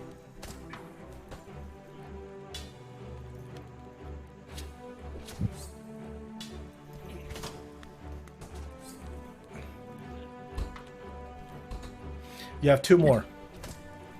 yeah, I can't see them. I gotta move a little bit closer to be able to see them. Well, I have to get to 60 feet anyway, so I'll come over here and then we will do spell DC. That's a lot of Oh. dice. But they all have magic resistance. So about half of them fail, however. Okay. So And you can therefore- just click the web button, and then that'll apply to the ones that fail. Okay. And yeah. Restraint. Unfortunately, forgetting about web, the turtle is no longer a turtle. The different concentration spell. I So wonder if he can get out of that sarcophagus, the lid's on it. We'll see. But Colin had totally forgotten about that. You guys don't know about it, so we might have a little surprise. Alright. And that will be the end of my turn. I think all my movement would get me to about... Oh, bonus action, I'm going to cast Blade on, and that would be my end. okay, the next person in line all the way down is Naris. Naris, surprise round.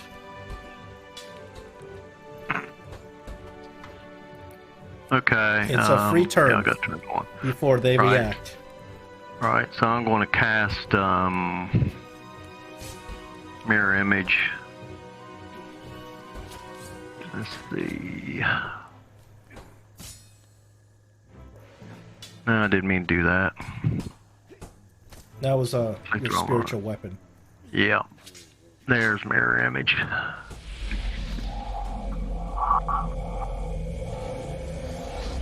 And I'm going to move just to this side of the stairway and pass my turn. All right, Dorlak, surprise round. Bless. As soon as I can find it.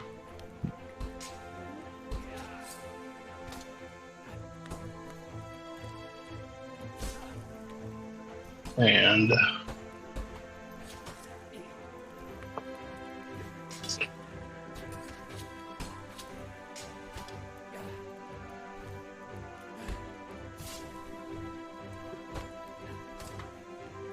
okay, that's 3. Everybody got it? Yeah, okay. I can do 3 people, right? Yeah. Yeah. Okay, and that's my free turn. Okay, that is the end of the surprise round. Regular combat begins as the cultists all turn and look down the corridor at you. You see their Wow. eyes are glowing purple with the corruption of Shar. Tiny, you're first up. Alright, I'm gonna get a view of what's going on in here. And then... Oh, there they all are. That's a lot. That is a lot. What's the aura of vitality do? It gives me the ability to heal people for 2d6 hit points. Every round Gotcha. for like a minute. An hour. Not an hour, a minute. Let's figure something out here. But it's concentration. uh, Let's see. I'm not going to sync some of the spells. Let's see. Okay, cool. Let's see. How far am I away from these guys? Let's see. Oh, yeah. Perfect. I'm gonna do it. I'm gonna cast Shatter centered here. Oh wow, I actually got the size right.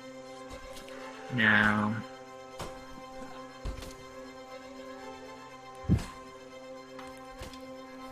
is there a target button?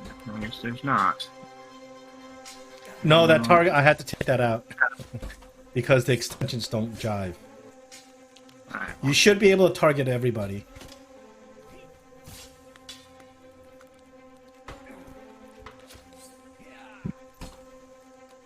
let me move the spell token if I let me.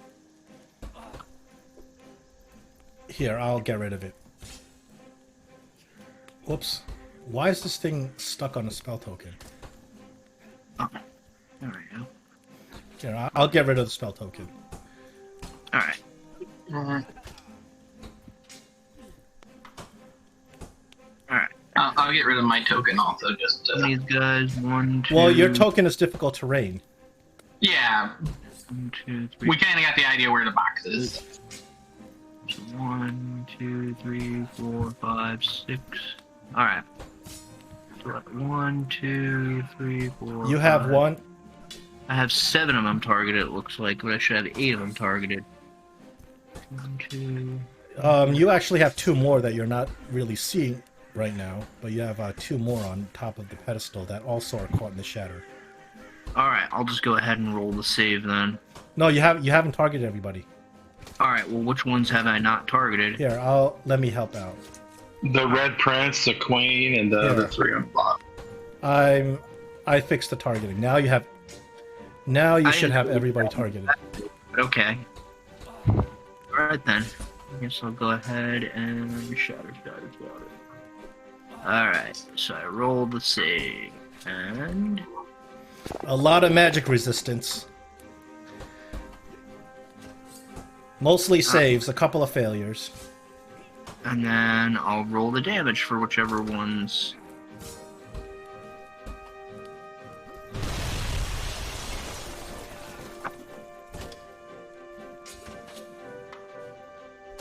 A big loud boom echoes through the chambers. And that's a second level spell slot, and then I will use my bonus action to give Bardic Inspiration to Toland. All right. And then I'll end my turn. Very nice. Tolan, you're up.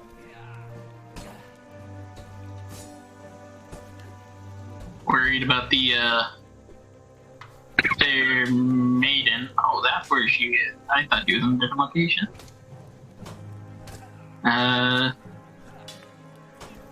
I can get a better idea where everybody is and where the lady is. I'm going to cast Fireball now. It's gonna burn away my webs, but Fireball will disintegrate all the webs. yep. But it adds an additional damage to them though. Yep, so that's what we'll do. We'll do Fireball right here. Capture everybody. Including, I guess, that pink thing out there. And just... That is a very malformed dog. Oh yeah, the dog. Okay. See if they do any saving there. Ooh, about half of them fail. Nice. A massive fireball erupts. And then an additional 2d for damage for those in the web. So, alright.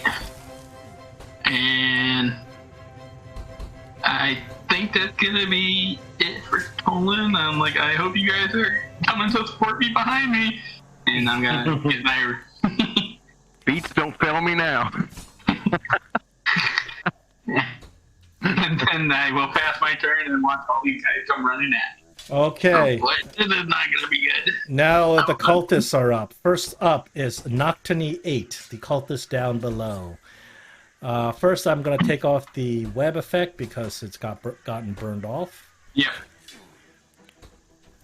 Yeah, I'll go do that. Probably should have left it. Misty Step. Shows up right behind you. I like the duck and weave. 2 attacks with his staff. Miss? Oh my goodness. He crits you with his staff. The only way you're going to be hitting me is critting me right now. I think I'm AC of 19 right now. You don't, you're holding concentration, I guess, on the web spell, but it doesn't apply because the web spell's gone anyway. So it doesn't make a difference. Yep, I'll turn it off. The Nocturne Cultist, number 9.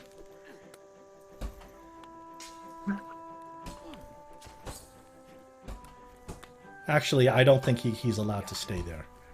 I'll put him here. Misty Step. 2 attacks with his packed staff.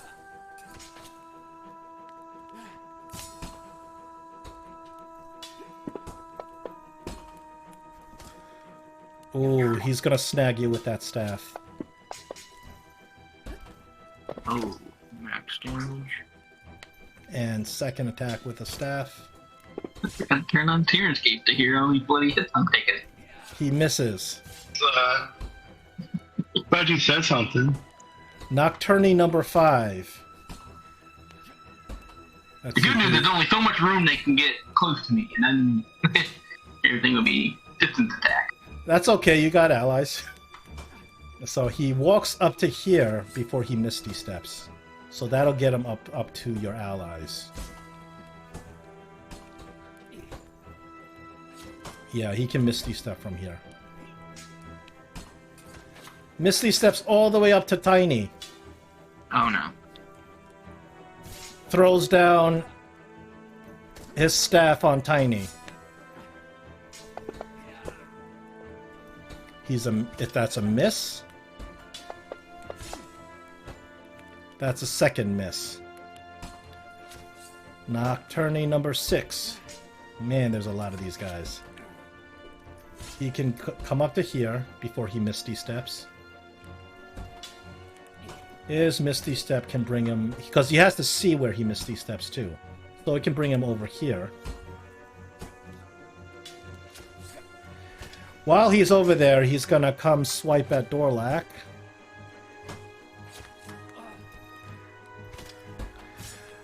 Very doubtful that he's gonna hit Dorlak.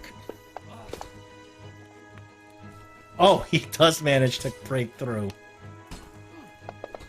Because they're attacking with +3.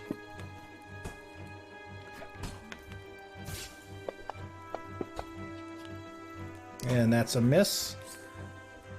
Nocturne number 3. He's gonna move right up to here before he does his Misty Step. Is there any room between Tiny and Neris? Not much. Yeah, I don't think there's any room there. Room for one of these cultists, I don't know. I think he's gonna have to warp up. He's gonna have. He can't stand here. So you know what? He gets only up to here then. That's fair. You don't have any room here. He looks at you, Dorlak, and he fires an Eldritch Blast. But he misses. Nocturne number 10. Where's number 10? Did he die? No, he's healthy apparently. Yeah, where exactly is he? Alright, never mind. He must be one of the extra ones that I took out. The Nocturne with a detailed robe. Now, he's got a fancy robe. He's got a higher spell DC.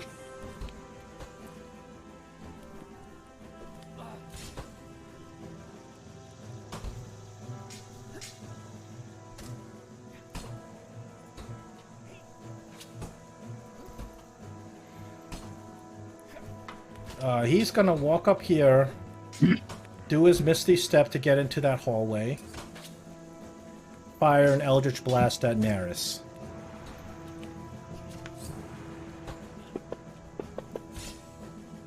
Misses. Nocturne with the mangled thumbs. He's just gonna come up straight and attack you with his staff.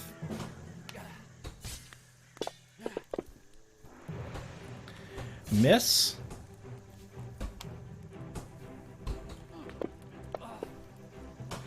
Oh no.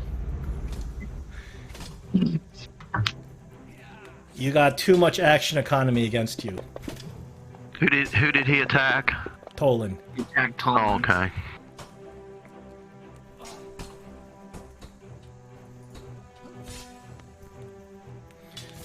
The queen in silver steps out. Looks to be a dwarf, but skeletal. Screams out in common, "How dare you invade my tomb?" She casts a spell and you see her eyes light up as she magically enchants her vision. The little doggy over here disappears. Commoner screaming, "Oh, help! Help!" Oh, she's gagged. Doggy disappears. Nocturne number 4.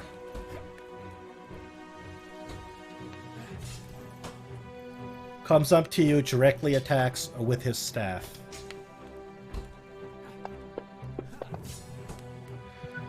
Oh boy.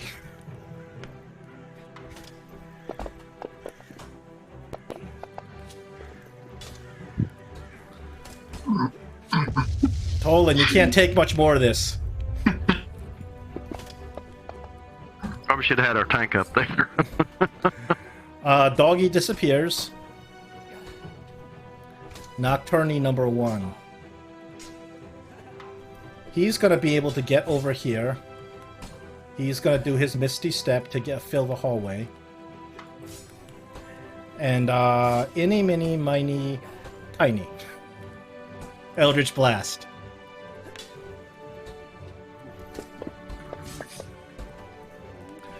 He snags you with his Eldritch Blast, Tiny. Alright, I would like to cast Cutting Words. Okay, roll your Cutting Words. Alright, let's see. I guess Before that's a down myself. I guess that's... Actually, before I do that, let me read what this does. Well, you roll your d8 and you subtract the attack roll. Subtract it from the attack roll. I'll just do that, yeah. Oh, that could be good. If you roll well. Yeah. So you rolled a 3, so that brings his attack roll 21 down to 18. Does an 18 hit your armor class? I believe it still does. Unfortunately, you tried to say something smug, but it wasn't. He's not even hearing you. He's so obsessed about his incantations. Why did it roll 2 things? Huh, that's odd. I'm going to subtract. Why did it subtract 7? I don't understand that.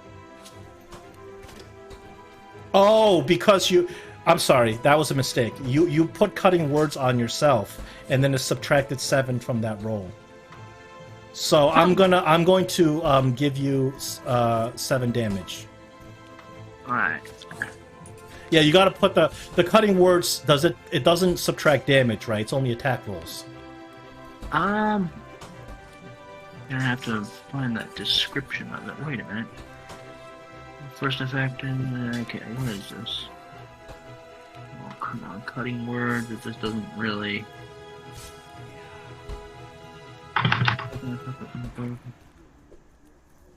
This effect applies penalty to target next roll and disappears on use.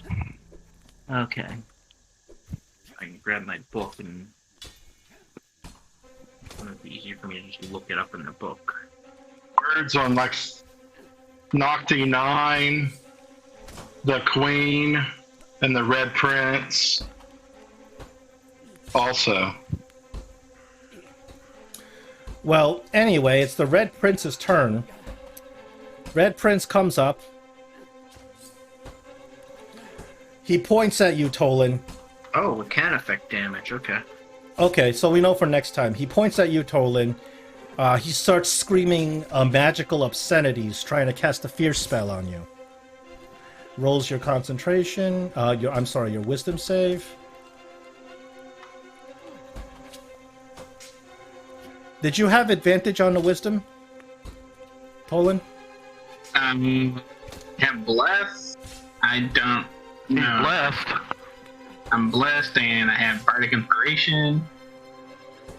Do you for some reason have advantage on wisdom saves? I think you might, because it rolled advantage for you on wisdom save. I don't know. It might be one of your class features. That's why. Yeah, I'll have to look into it. Okay. Lich Hound disappears, only to probably reappear later. And Naris, you're up. Okay. Finally, one of you guys are up. I'm going to quicken, Oh, which takes 2. gnome cunning. Advantage against intelligence. Okay, with, yeah, I figured it throw. was one of those. It's a gnome thing. I'm going to summon Celestial. You do you even have any space for that Celestial? Well, I can summon it up to 90 feet away. All right, where are you going to put it? I am going to put it. I can't see. Is there any way I can get next to Poland? You can't go you can't go through enemies. They're blocking the entire passage. There's 4 of them. Well, if that's the case, then I'm just going to put the Celestial right behind Nocturne. Is that what it is? Number 8. What kind of Celestial? I want the Defender. Okay, we do have to do some adjustment. I think it's already pre-adjusted. Yes, it is. Hit points adjusted. Perfect. Right. I'll put it into the combat tracker. Right there. Okay. I will make it your control. Where did it go? I'll make it ally and under your control. There we go. So you should be able to control it when its turns up. So you're gonna put it under right here. Right here. It's a large object, so it can't fit there. On the steps? Yeah, it's large. And at number Nocti 4, you can put it down there between Noctini 4 and the Silver Queen. You can put it here. Okay. But it can't fit inside that alcove because it's size. Okay. That's fine. Anything else on your turn? Yeah, so I quickened that, so I'm going to cast Steel Touch. Are these undead? You think that the Silver Queen and the Red Prince are probably undead because they're skeletons. These cultists, you don't think so. They're humans. Chill Touch does a special thing to undead, so that's why I asked. Yeah, so the Red Prince and the Silver Queen, they are skeletal, so clearly they're probably undead.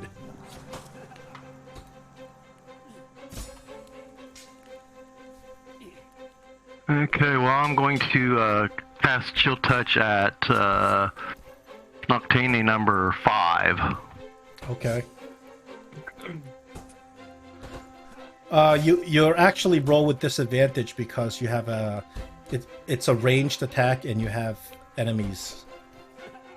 Oh, I can move? Can I move? If you move, you're going to incur opportunity attacks. Oh, that's true. Well, if I move back to here, I'd still incur opportunity.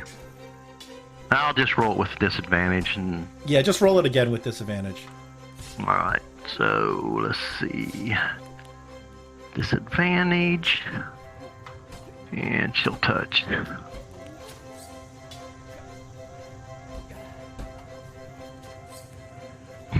You hit it, but as you hit it, it hellish rebukes you.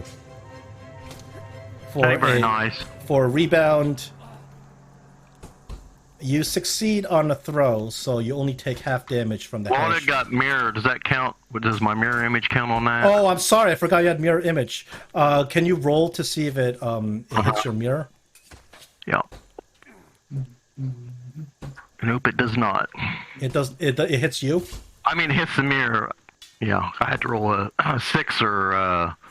So it hits the mirror, yeah. Okay, so it hits the mirror. Your mirror disappears because the Hellish Rebuke is 2d10 fire. Okay.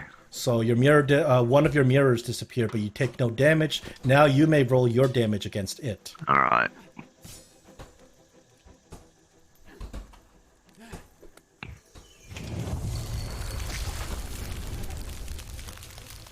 Okay. And pretty much that's all I can do, so I will pass my turn. That's not bad. That's not bad. Dorlak, you're up. All right. It's been a long time. It has. You guys jumped into quite the bee's nest. Let's see. We are going to go after Noctini 6. And he's going to hellish rebuke you. So before you roll damage, he's going to roll a save for you. Okay. You successfully save and only take half damage from the hellish rebuke. Maintaining your bless. Now go ahead and roll your damage. Okay.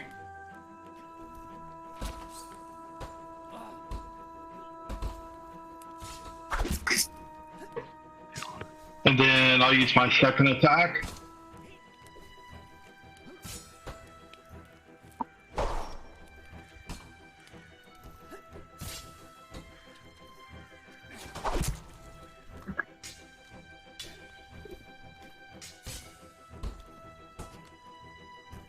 And what was that damage? That was 12 damage.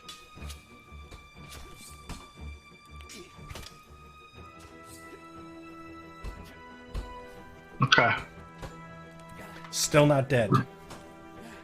And that would be the end of my turn. All right. Noctini number 2. Now that a new challenger has entered the arena, he's gonna take on the Celestial Spirit. Fires an Eldritch Blast at the Celestial Spirit. Crit fails.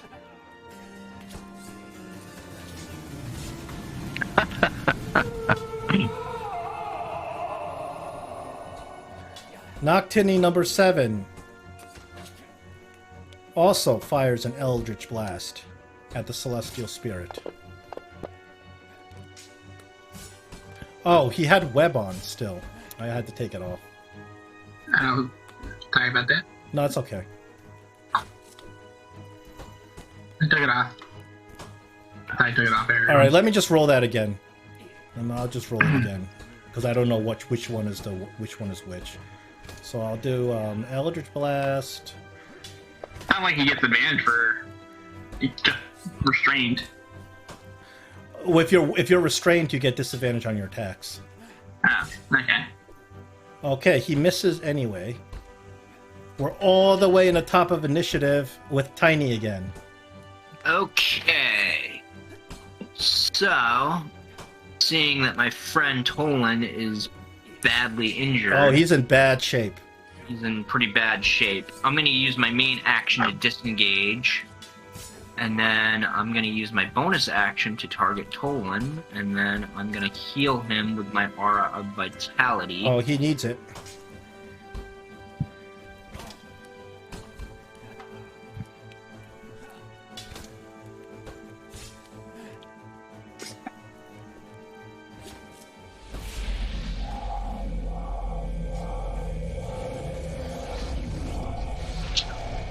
And then I will make a tactful retreat to get out of melee range of these guys. And then end my turn. All right, Tolan, you got one turn before all these guys go. I know. Knowing that Tolan is going to... How big is the room we're in right now? Well, what dimension? Like this dimension? I want to know if 45. a T-Rex is going to fit in this room. You're not going to be able to T-Rex from your position because of the amount of stuff in your way. Unless you move out of, you go into a space where you can occupy T-Rex, because T-Rex, I believe, is what is it? Let me see the size of this thing. You're saying a T-Rex is just not going to push these guys out of the way when he grows up? No, you need the space. It's huge. So you need the space to do it. You need to get into a space. You do it. You need a 3x3.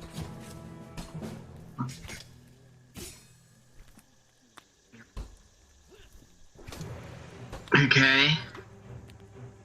You can polymorph into one of those animals that don't take opportunity attacks and fly away. But these Noctinies might Eldritch Blast you. And I wanted the HP, that's what I wanted. Really? That's my big plan, was to go a big old T-Rex. Yes, but you guys are in a tactical dilemma here.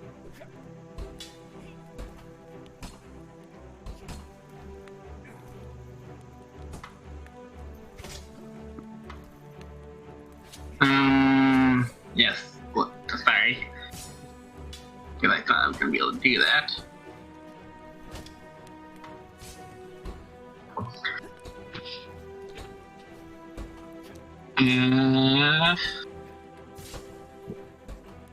Let's try to reduce some numbers once again with a fireball. Watch where you're gonna position it. You know. That is a good question. You got that Celestial Defender right there. Is it? Oh, yep. Okay. That's gonna. Nah, it's too much. Dang it! Why is fireball so big? Never mind. Ah, shoot. That's the limitation of Fireball. Yep. It's just its size. Yeah. I am going to Misty Step. I think that's 30 feet, right? But I don't think you can see that spot from where you were before. From there to here? I should be able to see that. There's a wall right there. Oh, never mind. I didn't block off the wall. Let's just say it's like a waist-high wall and you can see. That's fine. Okay. I'm gonna Misty Step over to here.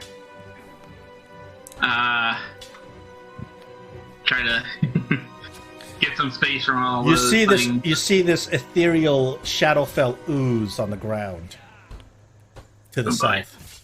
To the south. And I will then cast a join the cantrip. I'll do a Toll the Dead Noctuni number 9. Okay, go ahead, roll a save. He fails to save, but before you do damage, he's going to hellish rebuke you. Okay. All right, it's a dexterity save on your part. You succeed on a save, and let's see if you survive this. Barely. Now you can roll your damage on him. What do you mean barely? I'm down on the ground. Oh, you went down? Yeah. Well, it doesn't matter. The damage still applies. Yeah. And my friends all saw me disappear into a puff of smoke, and then they don't know what I look like. Alright. And I guess that passes my turn. Okay, we are now at Noctini number 8, seeing that Tolan has just disappeared. He's used his Misty Step, so he's going to come over here, get into melee range of the Celestial Spirit, and attack with his staff.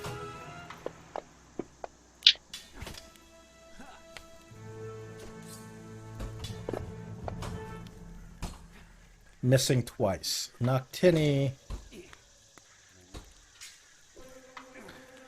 number 9 is within melee range of the Celestial Spirit. He will continue with his staff.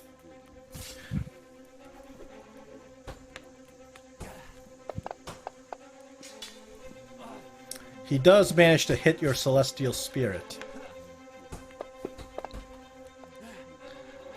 Second attack. Nat 1. Noctini number 5. He's going to come in, close the distance a little bit. Looks around. You're the one who hit him before, Neris, and he's going to return a favor. He's swinging at me? Yep. He misses.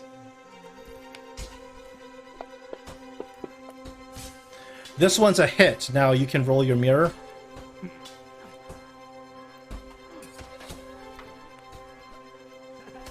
Okay. He hit the mirror image. Okay, so that's 2 mirror images down. Mm-hmm. Noctini number 6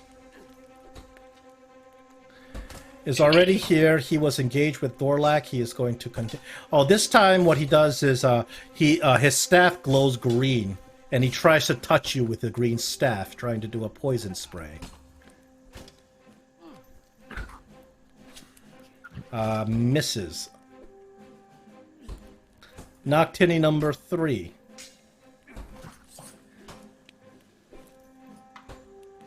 Comes inside, closes the distance over here. He sees opportunity, attacks Neris.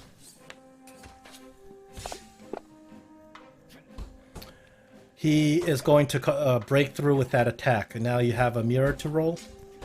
Yeah, I'll, what did he get on that attack? 25? I think my armor class is 18. I'm going to cast shield and save my mirror image. Okay, casting shield automatically means he doesn't hit you. Did I attack second time? No, I think he only attacked once. Okay. That's a second miss. Now it's the Celestial Spirit's turn. Oh, goody. Remember, the Celestial Spirit has the ability to heal Tolan. Yeah, but where is Tolan?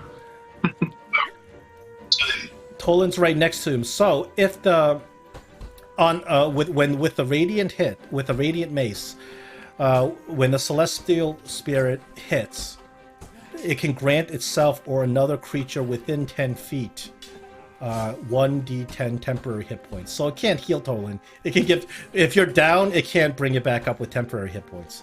But it has a healing touch as well, once per day. If it goes over to Tolan. But if it goes over to Tolan, it's going to get a lot of opportunity attacks. Yep, it is. So, so do I, let's see. I can do it for you if you can't see. Be within 10 feet of the target.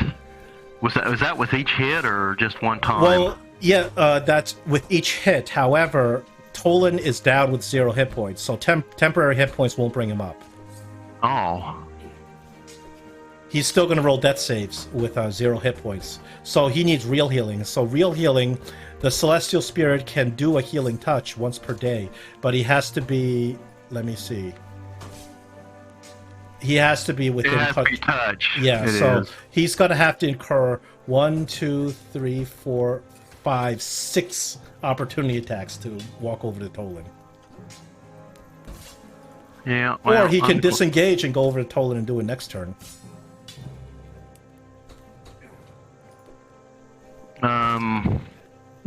You're giving me too many choices here.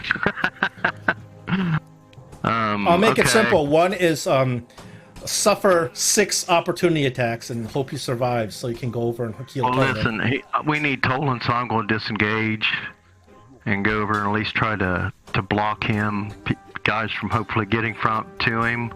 And then on my next turn, I'll try to heal him if I'm still able to.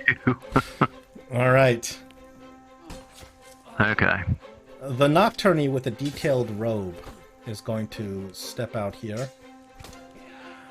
He's not going to be able to get through, so he's going to Eldritch Blast Dorlak.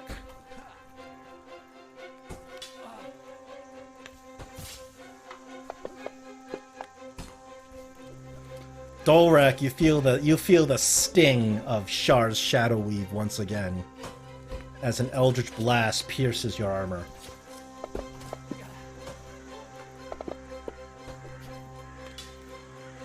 Bless is still good. The Nocturne with the mangled thumbs. He's going to actually move inside and do the same. Eldritch Blast.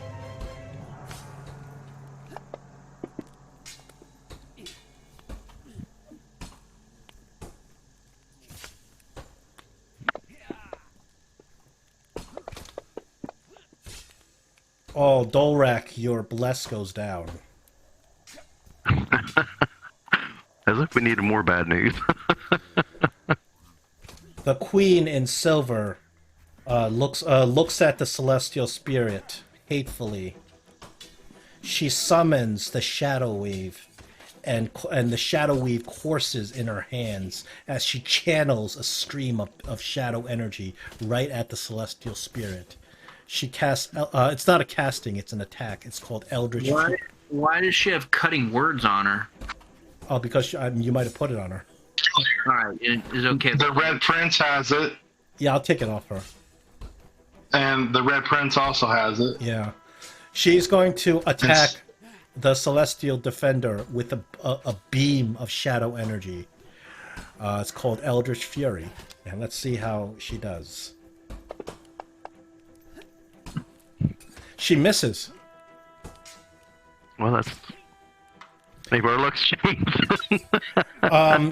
You hear some scuffling about as those dogs are repositioning, but you can't see them. How's the commoner doing?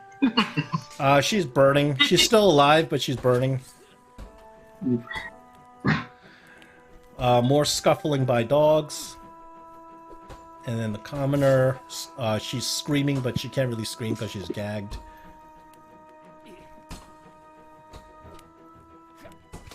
Nocturne number 4. This guy is going to come in and start engaging the Celestial Spirit with his packed staff. He is going to hit the Celestial Spirit.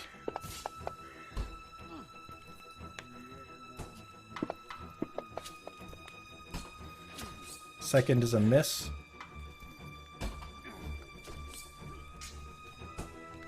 Nocturne number 1. He's going to launch an Eldritch Blast at Dorlak.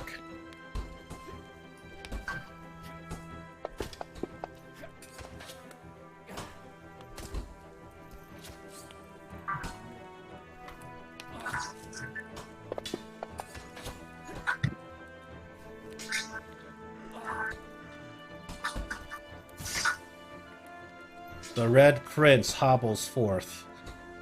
His power is incomplete, but still he's strong enough to take on the Celestial Spirit.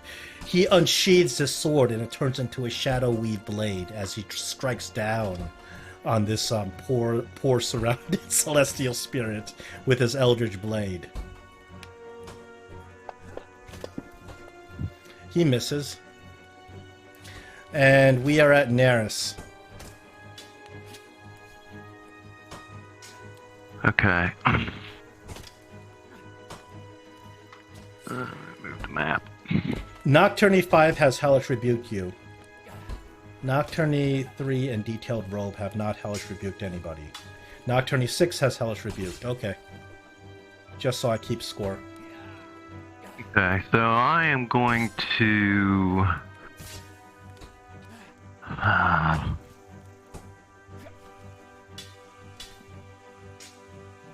I am going to quicken Chaos Bolt to... Is Chaos Bolt an attack bonus, like an attack spell, or is it a save spell?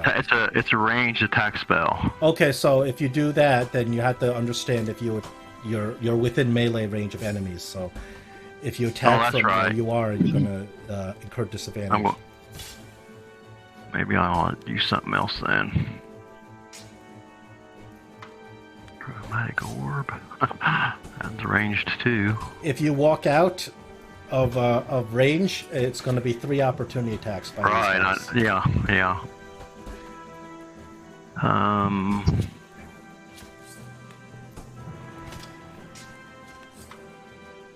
I will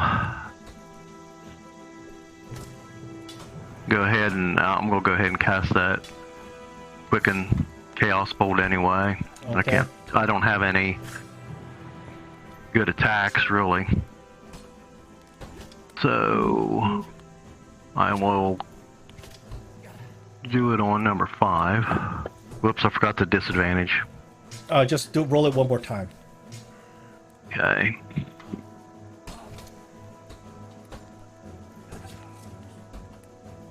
So it's a hit regardless. Okay, so 2 8s. Number 5 already Hellish Rebuked you, so go ahead and roll your damage. Well, I got to figure out which damage it is, so I'm rolling that for that right now. You rolled double ones. You rolled some snake eyes. So that gets to, since I rolled double ones, you get to choose what you want. I get to jump it. Yes. It's gonna be acid. It's gonna be acid damage, but I get to jump it to somebody else too. Yeah, I know. So I'm going to roll the acid damage on Nocturne number 5. Very nice. And then I think I have to roll the attack again on Nocturne number 6. I believe it makes you make another attack against. So you have to roll. Yeah, the one that it bounces to, I guess. Ooh, that one's not. That was a miss. That one's not going to do it. Okay, and I'm going to go ahead and cast. Do I got any? Toll of the Dead. You already cast a full action. I quickened it. Oh, that's right. I'm sorry. Yeah. I'm sorry. You quickened it. So I'm going to cast Toll of the Dead. Go ahead and cast it on Nocturne number 5.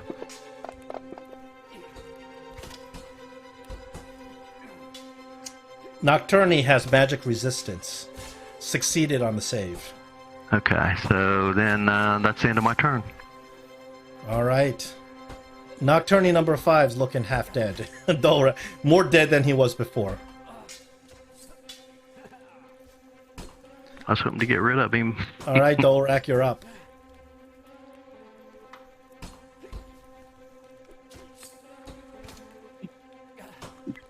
Dorlak, your bad luck returns. Swing again.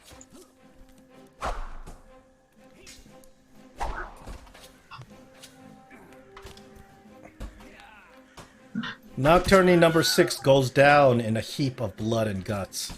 Okay. Well, that was satisfying.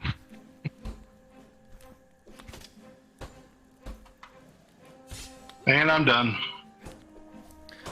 Nocturne number 2 fires an eldritch blast at the celestial spirit. He rolls a nat 1. Nocturne number 7 also fires an eldritch blast.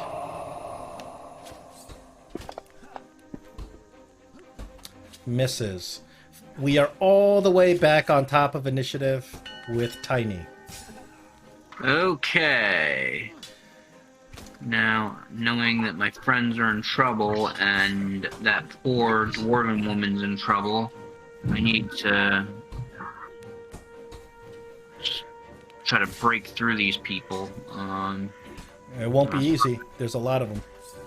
Yeah, I'll start by targeting this guy, and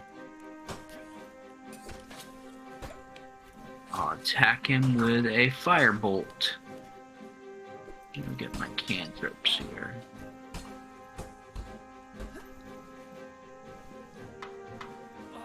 There it is.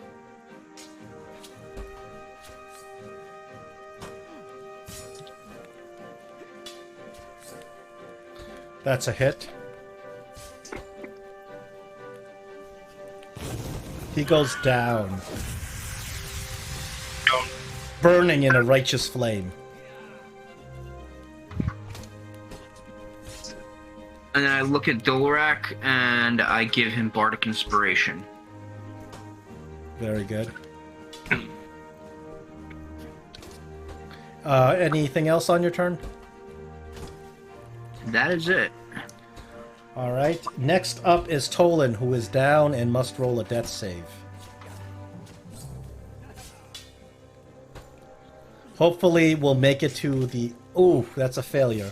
Hopefully we'll make it to the turn of the Celestial Spirit, where he can heal you. Nocturne number 8 runs up over here. He sees what the Dorlak destroying that his ally, and he screams out, "The Revenger has returned!" And you hear somewhere from deep in the chamber that female voice. Who wields the Revenger? Okay, Nocturne number 8, now that he sees Dorlak has this axe, is going to try focus on Dorlak, launching his Eldritch Blast. Misses.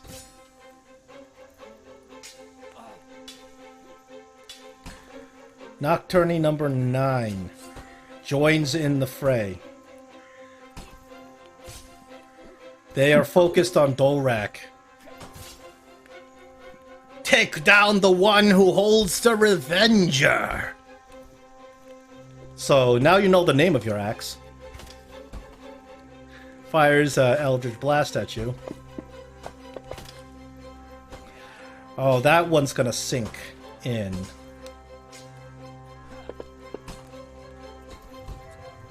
Five points of damage. Nocturne number 3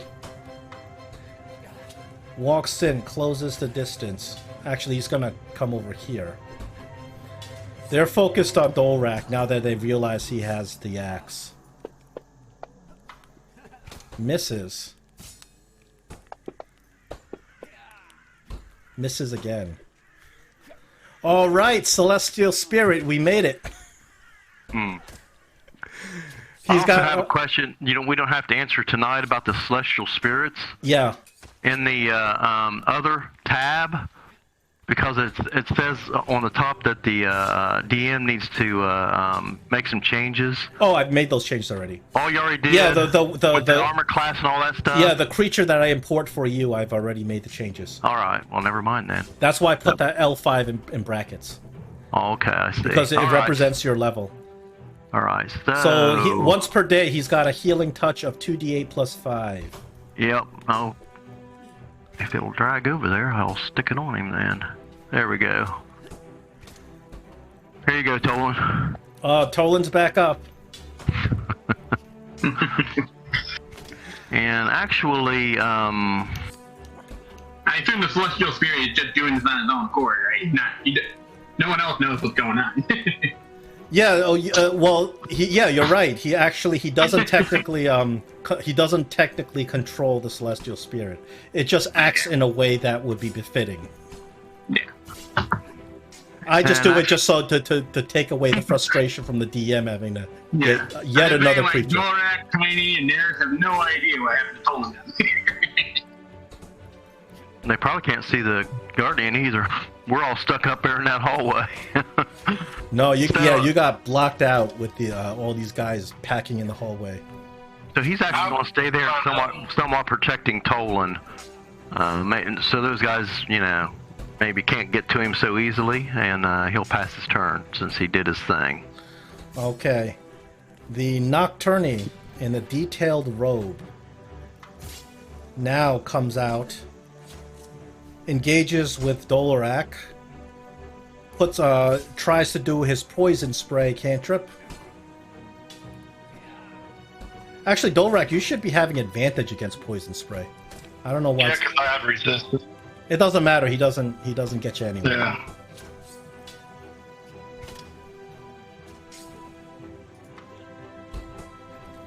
The Nocturne with the mangled thumbs. Now they are all focusing on you, Dorlak.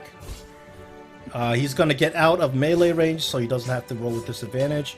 Eldritch Blast on Dorlak.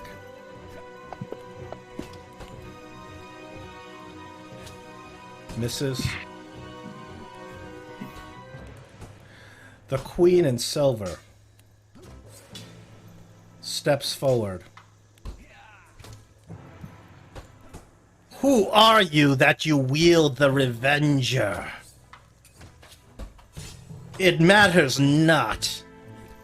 It will be brought to me along with your head, she screams out, launching an eldritch fury at you, Dorlak, as a beam of shadow weave magic flies towards you. But she misses.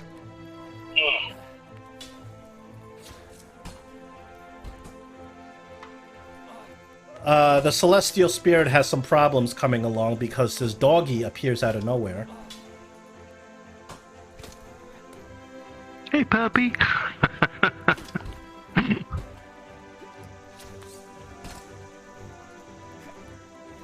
He does a bite with advantage.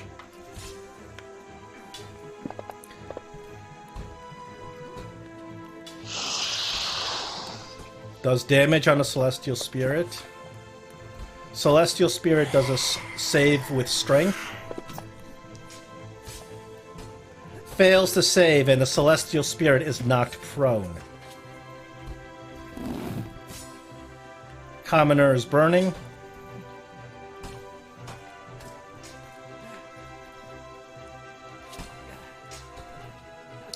Okay, Nocturne number 4. Now that the Celestial Spirit is prone, he's going to take advantage of that and attack it with advantage with his staff.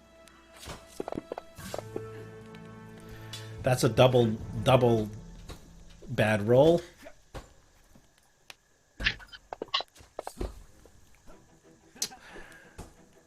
With advantage, she does manage to hit the Celestial Spirit.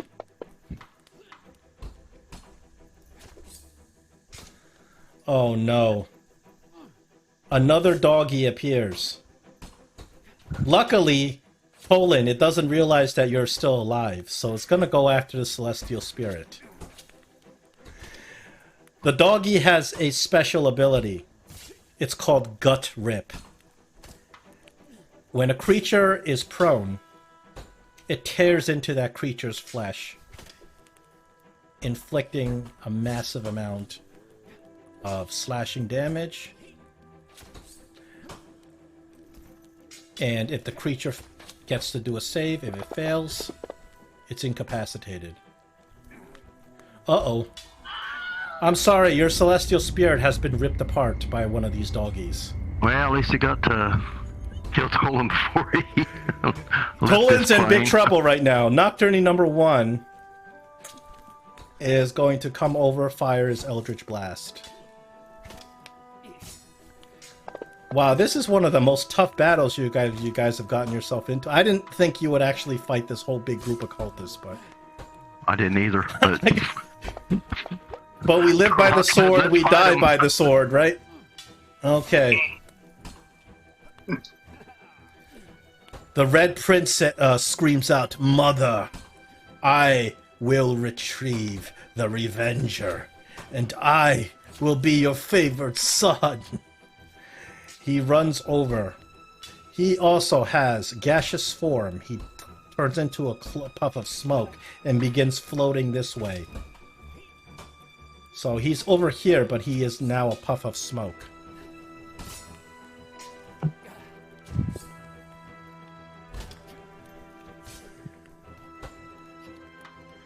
Naris, you're up.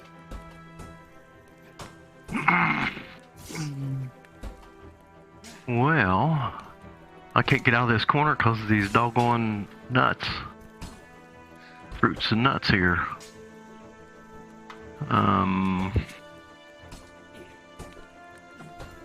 I am going to cast...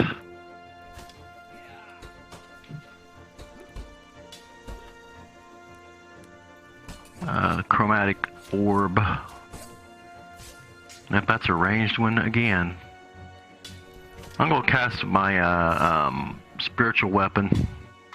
Okay. Just drag out the token where you want it. Now, the thing about the spiritual weapon is, does it take up a space like like something else can't occupy its space? I think so. I'm going to put it right there. And then I'm going to attack with the spiritual weapon the detailed robe dude.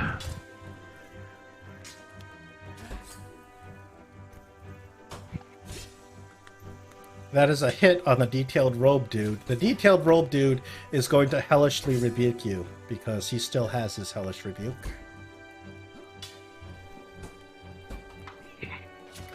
That's your damage on him, and he's going to roll a dex save on your part.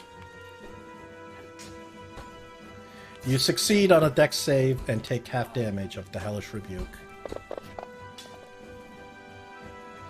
2 points of damage, not too bad. Your concentration doesn't matter because the celestial spirit has been taken out. Oh yeah, that's right. Yeah, I'll just take it away. It doesn't matter anymore. Okay. But I still have one mirror image left, but I wasn't going to use it that time anyway, so... Well, you can't really use it because it wasn't. It was a save roll. Oh, okay. All right. For hellish well, then it worked out then. The detailed robe, a Nocturne, looks almost dead. Okay, so that's all that I can do right now, so I pass my turn. I thought the spiritual weapon was only a bonus action. Does that? But I can't cast. Oh, does that mean I can cast a cantrip? Yeah. Then. Okay, yeah. I'll cast a cantrip. Clerics do it all the time. It's like part of their MO.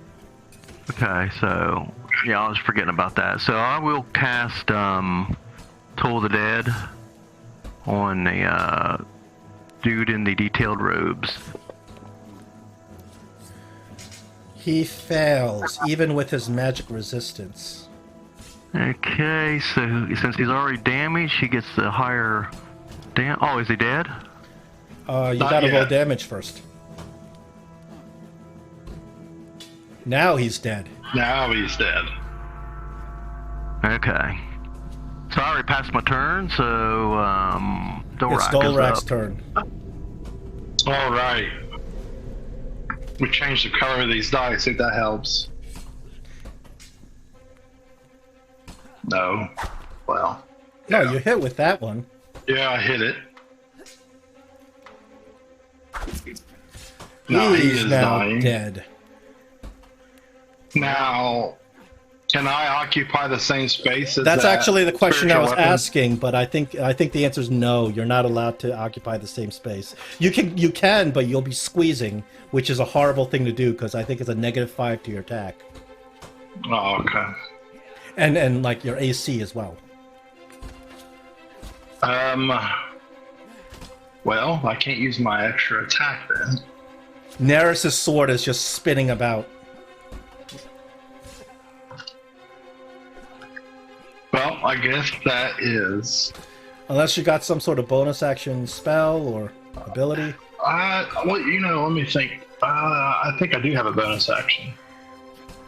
Since I don't have to have concentration. As a bonus action, can I use my Thunderous Smite? You can apply it, but you're not gonna I be. won't It won't come I won't into be able to effect use it. until you hit. until next time. Yeah, until the next time you hit. You can apply it to yourself this turn. That's fine. Okay. So, I am going to do that, and that's a level 1 spell. Yeah, you just put the effect on, and then the next time you do damage, it'll apply it. Okay. It lasts for like a Okay, minute, right? Cool. Yeah. Yeah, so it'll stay on. Yeah. And then that's a level 1 slot. Unless something breaks your Now- concentration, of course. Yeah. And then I'll. Okay. According to Jeremy Crawford, spiritual weapon does not occupy space. Really? Yep. Yeah, I just found that same thing too. All right. Well, since I didn't know that, after this encounter, that's we fine. will apply that rule. No, I go by whatever Jeremy Coffer said. He designed the damn game. For future reference. I think this guy is going to come up to you, Tolan. He looks at he looks at Tolan. He's like, "That one over there is still alive. I'm on the ground prone. What are you talking about? I shouldn't have said. I will ensure that he cannot heal." And he tries to cast a chill touch on you. Oh, you're prone, so chill touch is a ranged attack. I'm going to help you out. He's going to attack with disadvantage because it's ranged on prone. Nope, that disadvantage ensured that he did not hit you. Deal. There you go. There, I helped you out. Still playing dead. I helped you out, but this guy is going to do the same thing. With a chill touch to make sure that you can't heal on your next turn. So the dogs can rip you apart. But he misses as well. Back on the top of initiative with Tiny Marble Cakes. Okay.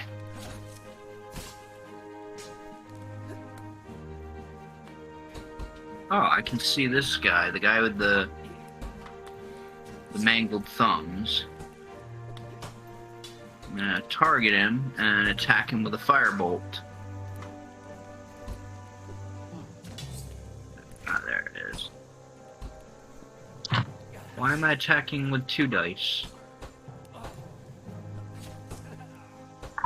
Oh, I wasn't supposed to attack Dorlak. What was that all about? You had to untarget him or you'll do damage you to have him. Dorlak targeted. It doesn't matter because I think you missed the Mangled Thumbs guy as well. Alright, well, in that case, I will go over here and then end my turn. Any bonus actions? You know what? Actually, yes, I'll target Dorlak and heal him with my Aura of Vitality. Yeah, because you missed the last turn. I'm just kind of I'm trying to help you out, guys. There you We go. need all the help we can get. Trying to help you out. This battle's kind of not going in your favor right now. And that's really the end of my turn. All right, now it's Tolan's turn. Tolan, you look around and you got these rabid-looking devil dogs right next to you. They're gonna tear you apart if they can knock you down. You are currently prone. Which is why I am going to, now that I got room just to spread out, turn into a T-Rex. Oh, there you go. There you go. Okay. Do you know how to operate that polymorph thing? If not, I do. However, it doesn't have the T-Rex. Give me a second. Let me try to load that up for you. Like, I only had dire wolf and giant scorpion. There you go. Here we go. Good idea. And I will polymorph myself. Now, keep in mind, if you polymorph yourself, you're still holding concentration on that polymorph on yourself. Okay, So if you fail a concentration check, you'll be unpolymorphed. There we go. You are a T-Rex. There you go. And yes, you have the. Do you have the polymorph effect on? So you're holding concentration. That's okay. That's okay. I'll adjust that.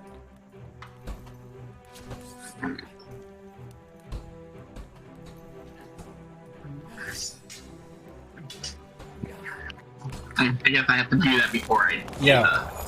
Okay. You guys hear a giant growl and a roar coming from down there. Like what? Sounds like some horrible, some gigantic animal is getting involved over there. Yep. And anything else on your turn? I can't do anything right now, right? I use my action to transform, and that'll be it. Yeah. Right. Yeah. So. All right. Nocturne number 8 continues to fire Eldritch blasts at Dorlak. They are focused on you because you have their axe.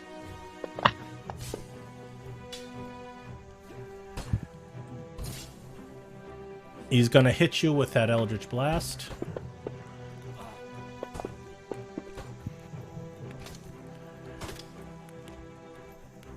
Nocturne number 9. Also, Eldritch Blast on Dorlak. Hits you.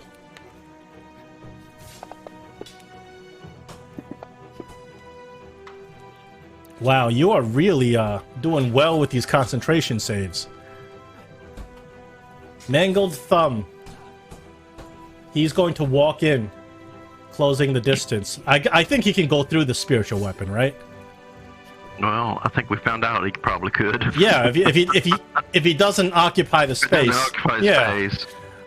2 attacks with his staff on Dorlak, trying to take out the guy with the axe. One of them is a hit.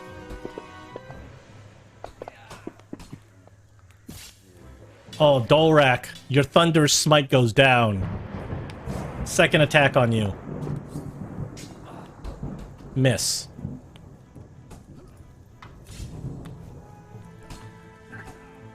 The Queen in silver turns around, utterly horrified by this creature that just appeared. What in the name of Shar is this? She launches an Eldritch Fury bolt at the Tyrannosaurus Rex. Misses. The Lich Hound now tries to pounce on the Tyrannosaurus Rex.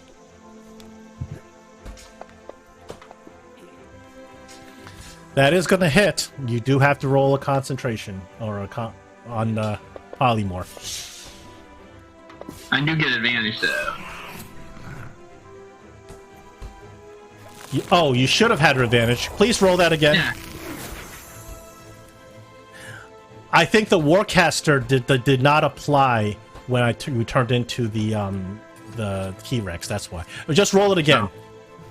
The concentration. Concentration, because you rolled a nat 1 on that one.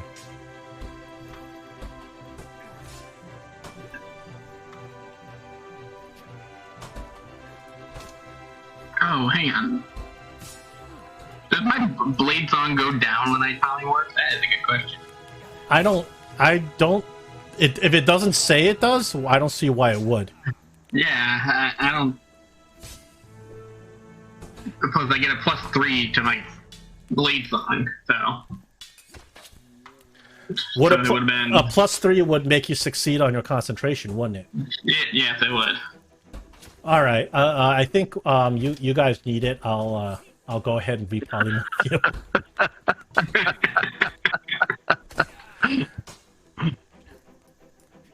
I'm like, I should almost be like. So what you need to Pretty do good. is after you polymorph, reapply the effects that will make a difference. So in order to access your own character sheet when you're polymorphed, just click on your portrait on the top left corner, and then Yeah, okay. you got to reapply the stuff that's still on you. Yep, I'll do that. Okay. All right. Yeah, but polymorph is a weird spell because people are always confused about what attributes of your character still apply and don't. Yeah. Blade Song is a good question because things like racial characteristics don't apply anymore because you take the stats of your creature. But Blade Song is like an ability that your class uses. So that's actually a good question. I don't really know, but for the benefit of the doubt, I think it's better to give it to you guys.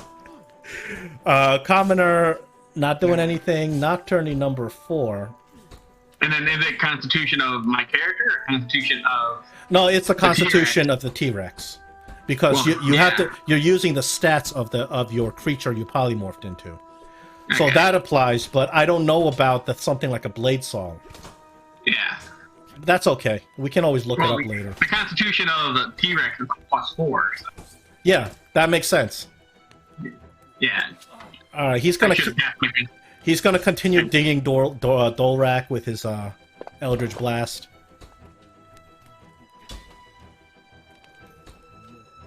Dorlak, you're getting death by 1,000 cuts here.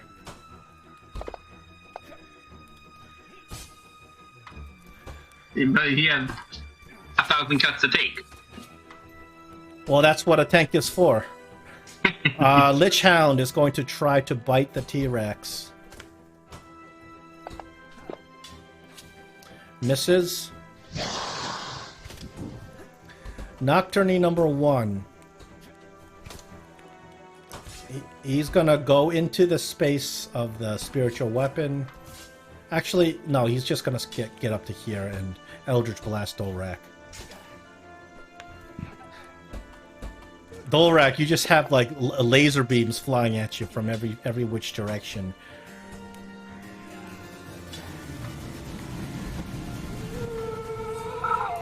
The Red Prince in gaseous form floats over here. Now he drops out of gaseous form, takes out his Eldritch Blade, and he's staring square at your axe. He says, "That axe belongs to me. And it belongs to the blood of the Bouldermanes."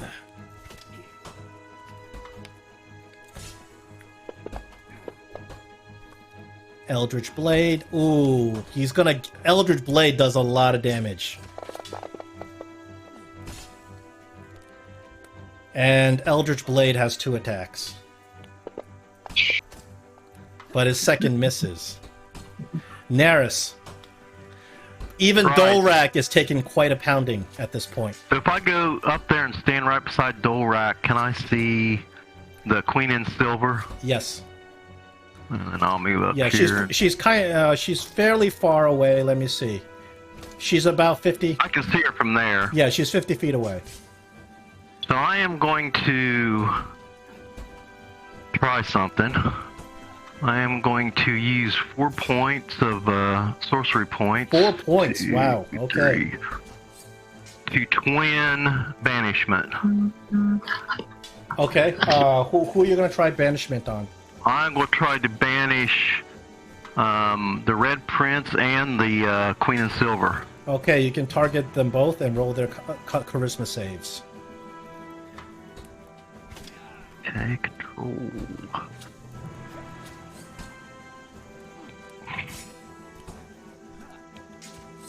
And I think, yep, I got them both targeted. And let's see. I just push the cast button. That'll do the save. Yeah. You should roll both of them. They both get advantage, and they both succeed. So I want to pray to Naris and give favored by the gods. Which if I miss a attack roll or a saving throw or miss an attack roll, you roll two dice 4 and add it to your outcome. Now, does that apply to a save that an enemy makes against your spell? If you fail a saving throw or miss an attack roll, it says. Yeah, that doesn't apply to a saving throw that the enemy succeeded in. All right. Well, You tried. This is the second time you guys tried banishment tonight. Unfortunately, these magic-resistant enemies are very difficult to banish, especially when they have a bonus to their charisma saves, being warlocks. Right. Okay, well, that's about all I can do. So all right. Dorlak, you're hurting. This red prince stares you square in the eye, and he's telling you he has the right to your axe. Are you going to take that sitting down? He's also dwarven, too. Oh, well, he used to be dwarven. You don't know what the hell he is now. He's a skeletal kind of figure. Bardic inspiration. Okay, so Tiny, can you put on his bardic roll? Sure thing.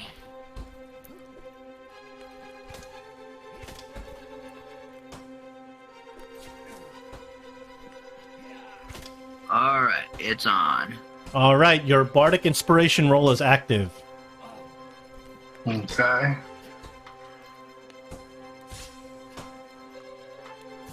$33! Holy shit. Okay. I'm going to do a level 2 Divine Smite. Alright. You did not need that inspiration. 33, jeez.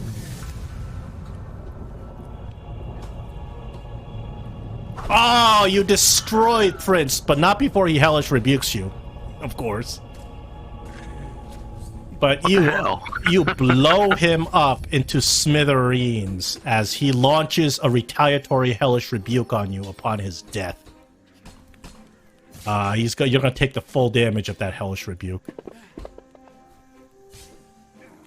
You nearly go down from the hellish rebuke. And as this happens, the Queen in Silver kind of falls down to her knees, clutching her breast.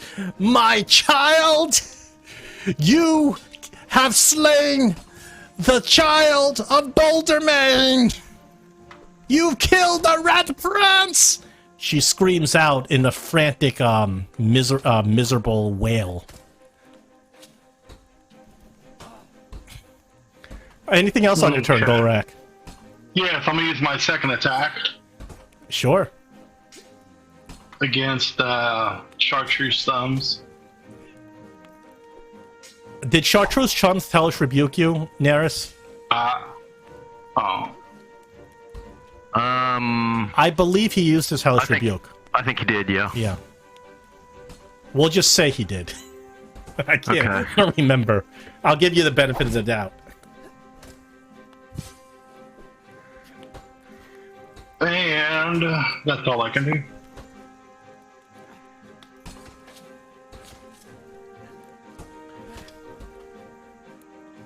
Nocturne number 2. My queen! The Queen in Silver says, destroy that dwarf. I want his tongue upon my plate. Nocturne number 2 comes over here. Lucky for these guys, the Eldritch Blast has a very long range. Attempts to take you out, Dorlak, but he misses. Nocturne number 7. He's looking at the T-Rex and he's not feeling very comfortable, but the queen demands that everybody go and attack Dorlak.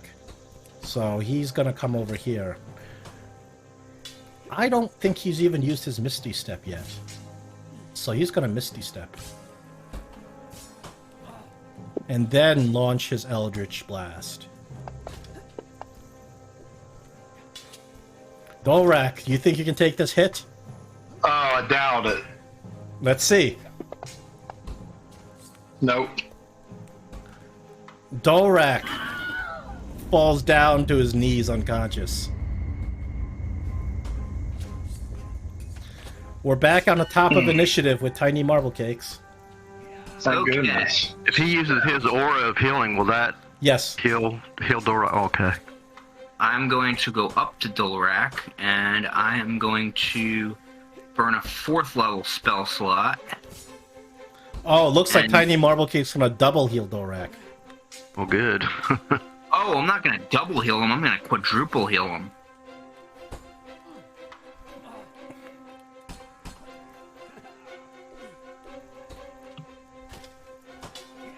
Cure wounds upcast to 4th level. Very nice. Thank you, Miss Tiny. And I will use my bonus action. I heard you like healing, so I'm going to give you some more healing with your healing. Aura of Vitality. Very nice. Oh, Dorlak's looking much better. Like 31 points. And then I'm going to end my turn. All right. We have the Tyrannosaurus Rex up.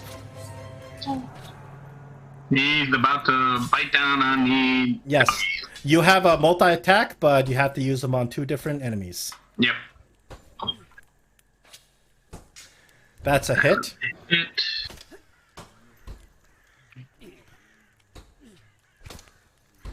And you can grapple him if you wish. Sure, let's grapple. Creature is grappled. And then tail attack on the other doggy. That is a critical hit. You smash the dog's head in with your tail. Sweet revenge. Unfortunately, these dogs are resisting a lot of your physical damage. That's okay. By the way, apply 15 wounds to the Tyrannosaurus Rex from the previous attack, because when we reapplied it, it erased the damage. Oh, to which one? Lich Hound 7?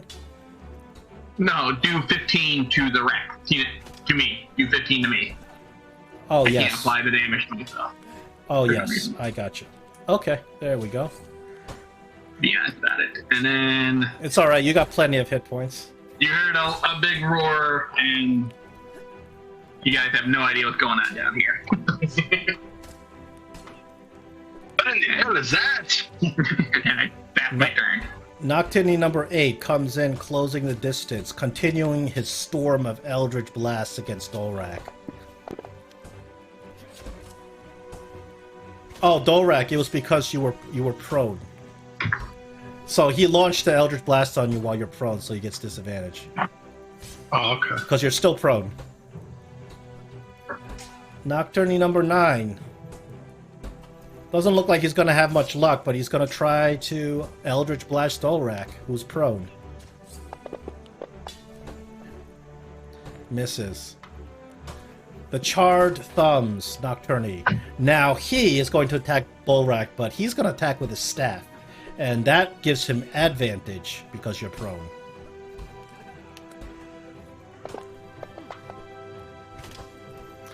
But it's a miss. And a second miss.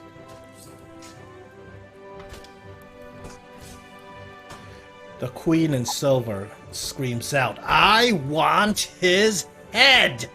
But then she turns around and looks at the T-Rex, destroying her dogs. She tries to cast Hold Monster on the T-Rex.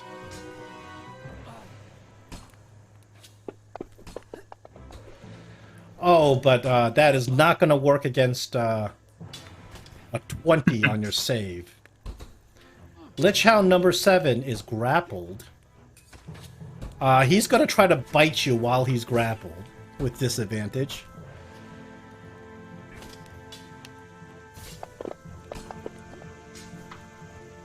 Oh, he manages to hit you anyway.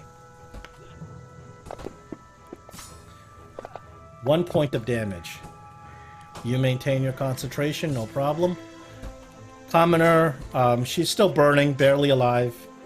Nocturne number 4 closes the distance, launches an Eldritch Blast.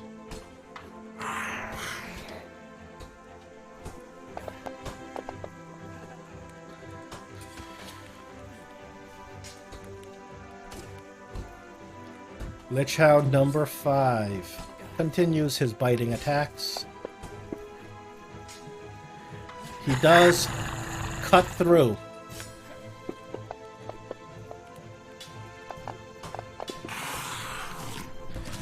But you maintain your concentration.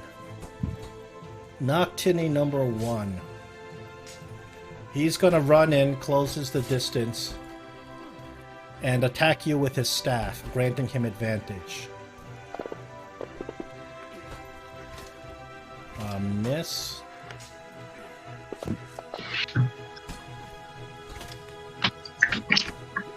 Naris. Okay. Well, first I am going to Quicken Healing Wound and cast it as a 4th level spell. Yeah, I got one more slot left there. And go ahead and heal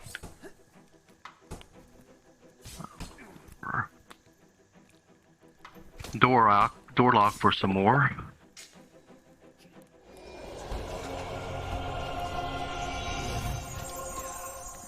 And then I'm going to cast Toll the Dead on the mangled thumbs dude. He fails to save, and he's used his Hellish Rebuke. So go ahead and damage him. Wow, 21 points of damage. That really hurt.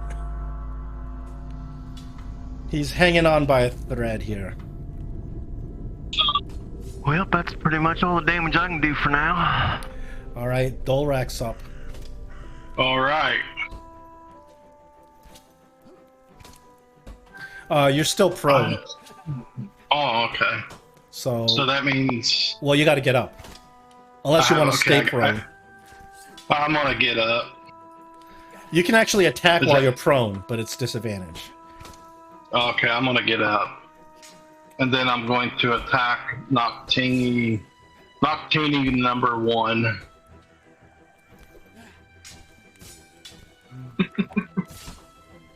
And that's a horrible row. We're gonna try again. That's much better. He has a Hellish Rebuke for you for when you do damage to him. Say before or after? At the same time. Even if it kills him, he'll Hellish Rebuke you. Okay. It does kill him, but he gets his final Hellish Rebuke in. You take half damage.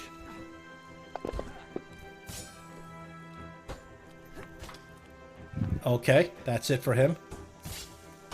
And that was my 2 actions, and then I am going to, for a bonus action, do another Thunder Smite, prepared for next time. Okay.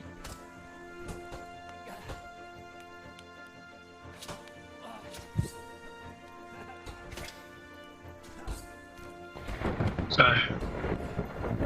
Alright, Nocturne number 2 is up. I believe he's also the one who has not used his Misty Step yet.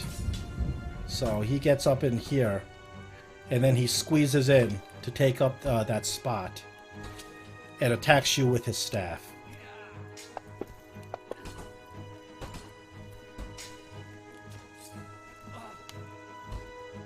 Not hitting you since they no longer have advantage. Noctini number 7 runs up,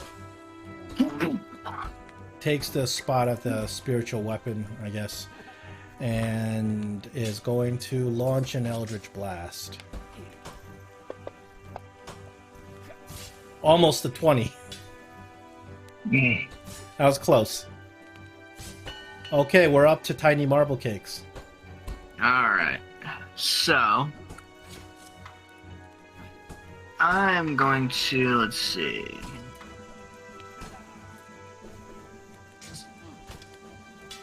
I'm going to do what I do best. I'm going to target Dorlak and use my Aura of Vitality on him as my bonus action. And then, I'm going to untarget Dorlak. I'm going to target this guy, and I'm going to viciously mock him. Okay, go ahead and roll his save.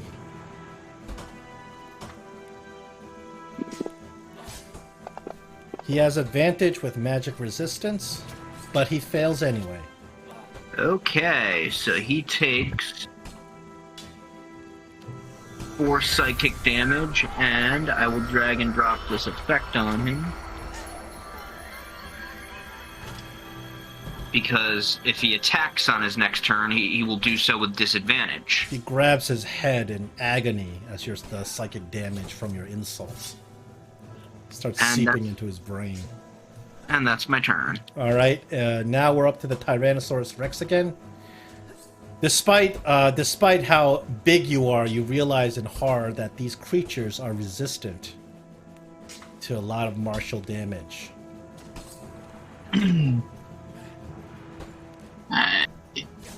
So I guess he can't throw a fireball as a T-Rex. Well, he would know.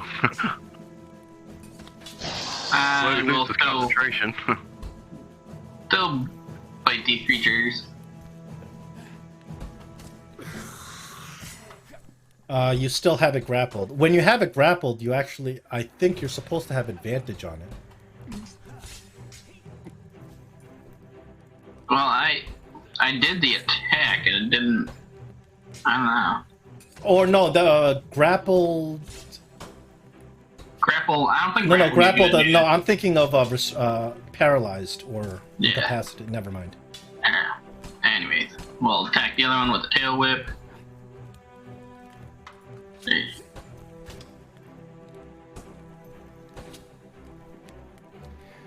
Because as a T-Rex, your attacks are no longer magical, so you notice that these things have a lot of resistance against your damage.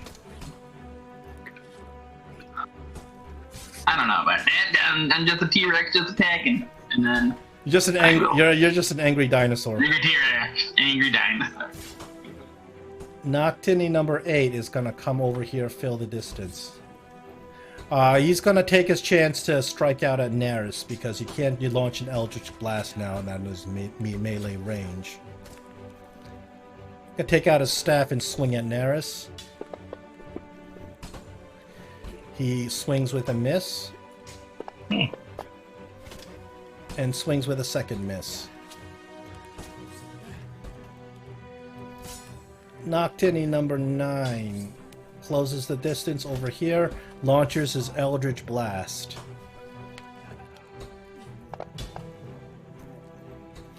That one's gonna hit.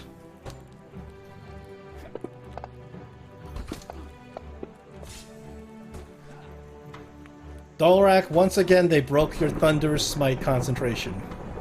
That's not fair. The guy with chartreuse thumbs is going to swing at you with his staff. He does manage to ding you with his staff. He's got a second attack. Nope. The Queen in Silver steps up. She summons the Shadow Weave with all of her might and fury. She points at you, Dorlak, and she says, "Power of Shar. Obliterate this one." She attacks you with Eldritch Fury. But she misses. She's not hit anything today.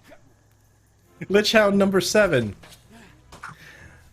He's grappled, so attacks with disadvantage.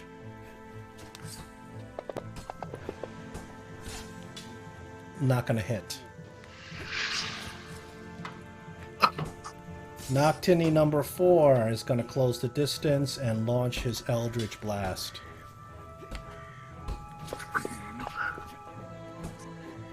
With a miss. Lich Hound number 5 attempts to bite the T-Rex. He does sink through, doing a small amount of damage. Now, when these Lich Hounds bite you, there is supposed to be a save you roll in order to go prone, but you can't possibly fail this save, so I'm not going to roll it. Because you got a +7 tier, so you can't possibly fail the save, so I'm not going to roll it. Neris.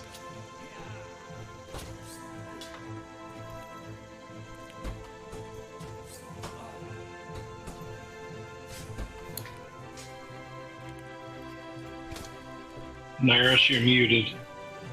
Neris, you've nearly used up all of your font. Right, I'm going to use one more and quicken Chaos Bolt and attack. Now watch out, the Chaos Bolt, of course, you're in melee range. Yeah, yeah. So anyway, I'm attacking the Mangled Thumbs dude. You have to roll again because you have disadvantage at melee. Okay. I forgot to push the button. It's a hit regardless. Anyway, so wonder if I can get doubles again. No. So I will use 1, 2, 3, 4, 5, 6, 7 psychic damage.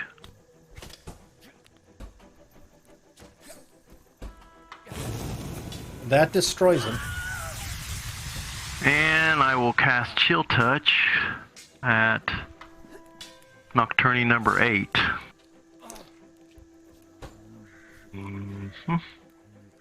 At disadvantage. I remembered that time.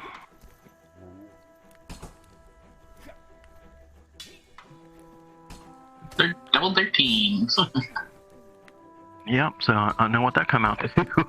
Now, Nocturney number 8 has a Hellish Rebuke for you. Go ahead and roll your damage. He's gonna hit you with a Hellish Rebuke. You succeed and take half damage.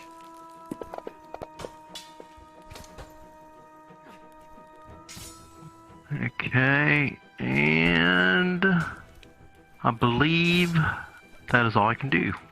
All right, Dorlak, you're up. Pass.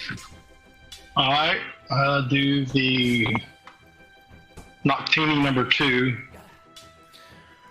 He's used his Hellish Rebuke, I think. Now, what's up with this first roll? I don't know, man. You've been having a lot of bad luck with your rolls.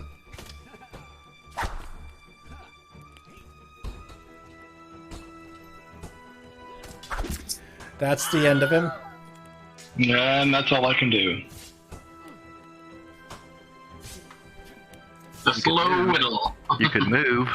Noctini number 7 is going to come out and take up this space. He comes in with his packed staff. That one's a hit. Ooh, a lot of damage on that one. The second attack is a miss. Alright, round 9. Tiny. Alright. Meow meow, gonna target Dorlak. Ding ding. And Aura of Vitality. Oh, wrong button. You know what? Screw it. I think I will use my main action to use Cure Wounds on him. So I did that. And then I'll use my bonus action to Aura of Vitality.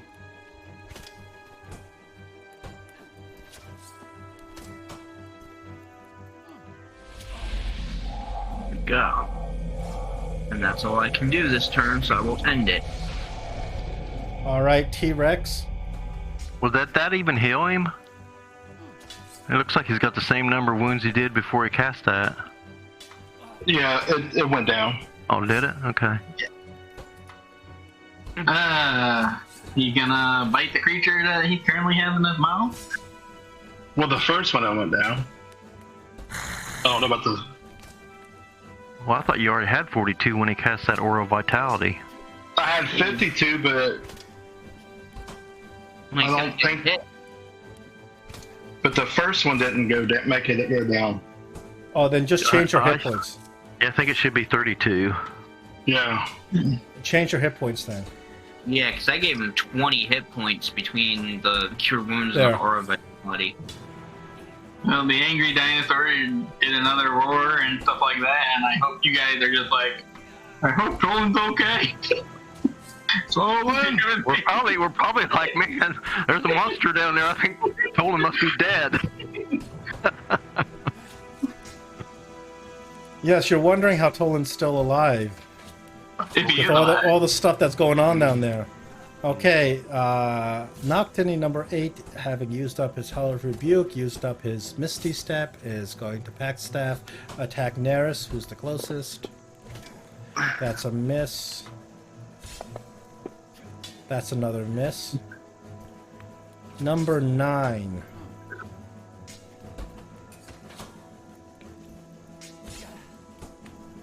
Comes in to fill the space, takes out his Pack Staff. That's a miss. Oh no. I can't be critted. I only get normal damage. What do you mean? What are you wearing? Adamantium armor? Yeah, I bought that armor. Oh, so he just rolls normal damage then. Yeah.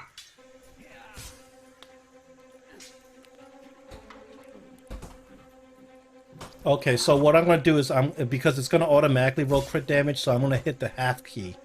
So it's going to 1/2 a crit damage. That's the only way I can do that. There we Yeah. go.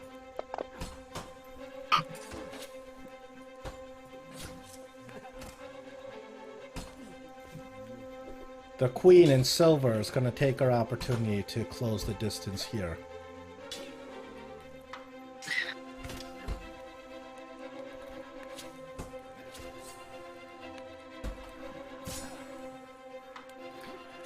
Eldritch Fury, bring forth the revenge of Shar. And she's even more angry now that she sees that you're wearing vestments of Saloon.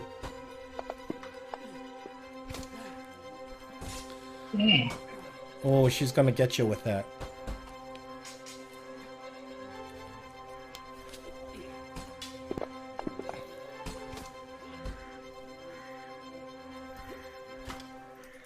Is that an Eldritch Blast on steroids? That is a Eldritch super Eld. That's like like the Street Fighter when they launch a Hadouken, but it just. Yeah. The Lich Hound is attacking with disadvantage because it's grappled. Okay. Nope.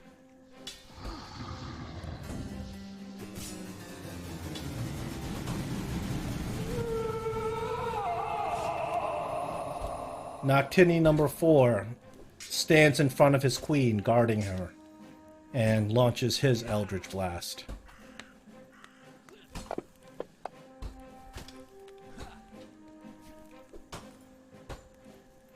The other Lich Hound attacks you, trying to bite your face. He is going to sink some his teeth into this T-Rex for minimal damage. Naris. Okay, I have to apologize to all my guys on my team because I've been forgetting about this spiritual weapon. He could have been attacking this whole time, but Well, you've been using a lot of fun to use a bonus action spell, so you wouldn't be able to use it. you don't have to use a bonus spell for it to attack, do you? Yeah, I think you do. Oh, do you? Well, then I don't apologize. Well, now that you're out of fonts, practically. Now you can use it. Well, I got 2 more. So I am going to go ahead and what I've been doing and quicken the Chaos Bolt again. Disadvantage.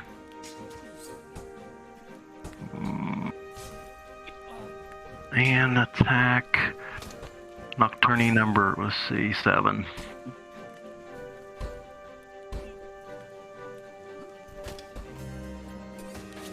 That was a miss. So if, okay, so then since that was a miss, I'll cast Chill Touch. I mean, Toll of the Dead. Excuse me. He succeeds on his save. Okay, so that's pretty much all I can do. All right, Worthless Dorlak. on that turn. Dorlak, now it's on you.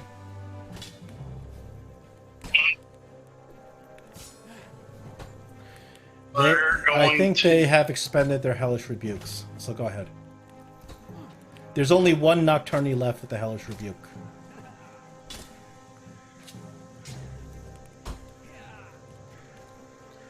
There we go. There's another crit for you.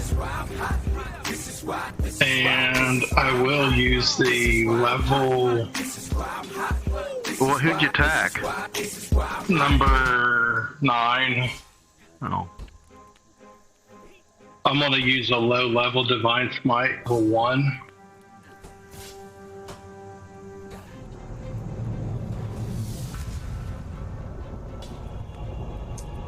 Oh, you certainly did not need that Divine Smite to destroy I didn't it. think so either.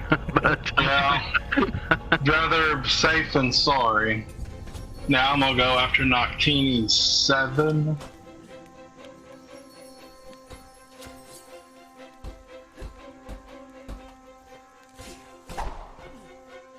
With a miss. And that's really all I can do. Nocturne 7 returns the favor and attacks you with his staff. For a miss. And a miss. Tiny is up again. Alright, so I have Dorlak targeted. I will heal him with my Aura of Vitality.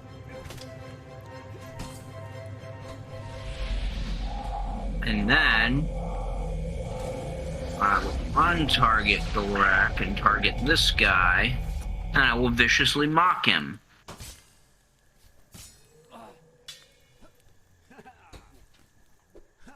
Just mockery. There we go. Oh, he succeeds. He succeeds. These enemies have magic resistance. They get advantage on all their magic saves. Alright, well that's all I can do this turn, so... Alright, T-Rex.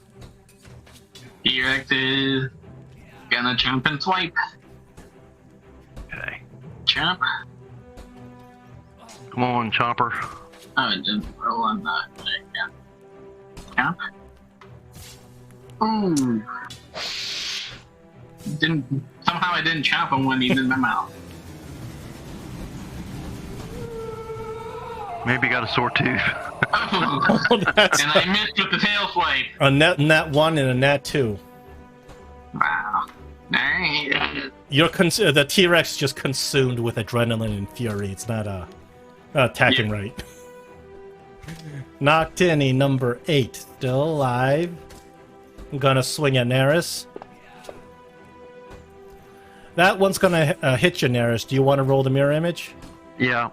Your last mirror image. Go ahead. Yeah, this is my last one. So he misses, Mm-hmm. and then his second attack. It's gonna be a miss. The Queen in Silver. Chance Shar.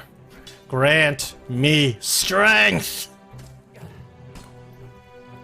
She points at you, worshipper of the betrayer god. How dare you take my axe? In my house! Give it back! She puts out her hand, attempting telekinesis. So, Dorlak, you feel a strong pull on your axe. We're going to do a contest. Dorlak, we're going to do your strength against her magical ability, which is charisma. She's going to try to disarm you. Ready? You better, if you got anything extra to roll with you better roll it, Dorlak. It's not a save, so your aura doesn't apply. Can he do inspiration? Shield giant. You don't have bardic inspiration right now. If you No, did, he don't have a regular this one. is considered a skill check, not a Okay. save. Oh, Oh, I see. I can't drink a hill giant potion. No, not. This is a skill check, sort of like sort of like a reaction timing. So Okay. this is going to be her charisma, which is her spellcasting power, versus your Alright. strength. Are you ready? Yeah. All right. Here comes her roll. You got to beat a 21. You got the door. So I just roll off my strength ability, right? It's just your flat strength ability. Okay. Oh, Dorlak! Your weapon slips out of your hand, flies over, Oh, shit. and lands in her hand, and her eyes shit. light up. The family of Bouldermain owns this weapon, and the halls sing with its power. And she lets out a scream, and the walls start vibrating. I hope you have a backup weapon, Dorlak. Yeah, I think I do. Okay, Lich Hound does a bite on the T-Rex. Oh, I'm sorry, he has disadvantage.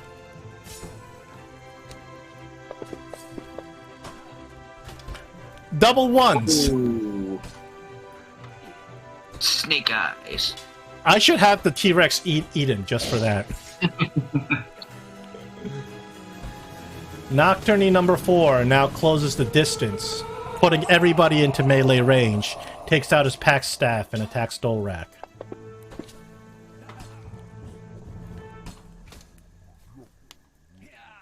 Adding insult to injury, having lost your weapon, now you get hit with the staff.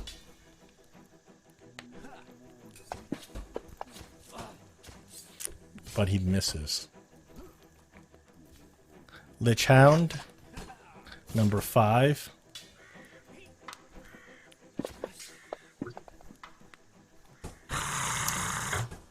He is gonna get you.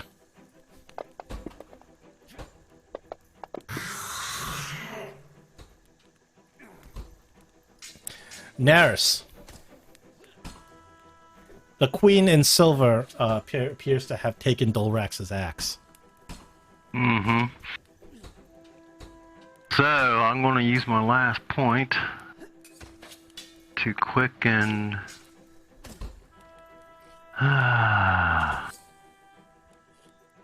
Chaos Bolt again, and I'm going to cast it at the Queen in Silver.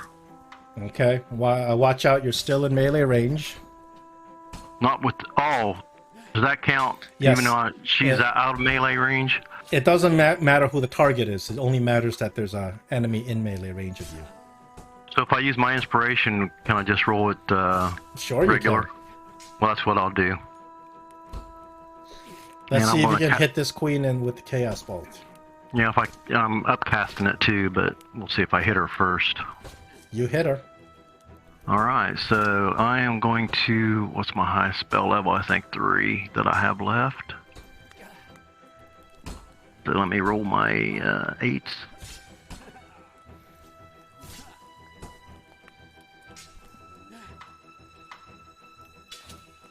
Oops. Okay, I didn't roll doubles, so that is a 1 or a 6. So, 1 is acid, 1, 2, 3, 4. I'm going to do poison damage. Let's see, I add 1, 2.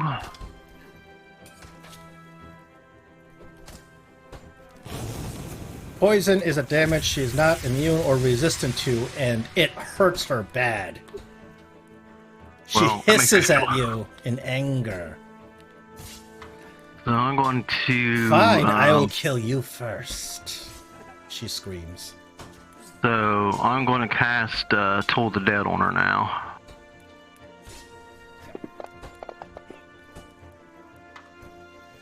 She succeeds on her save. Okay. So I've done some damage, but that's all I can do for now. She looks badly injured, but she's got Dorlak's axe. Dorlak, you're up.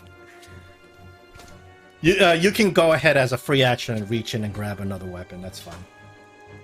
If you have one. All I have is a hand axe. Better than nothing. So better than punching for 1 damage. Yeah, so I'm going to grab my hand axe out. She screams out, "What are you, pretender, without your weapon? Nothing!" I am going to use Moonbeam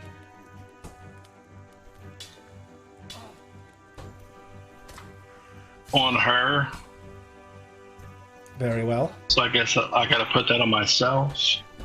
Yeah, drop the token to show the area. I don't have a token for Moonbeam. You don't? But it's 5 foot. Just do a circle. Okay. I could have sworn I put a token in. Yeah, then they're easy to get rid of. Oh, that broke one time. Oh, I see.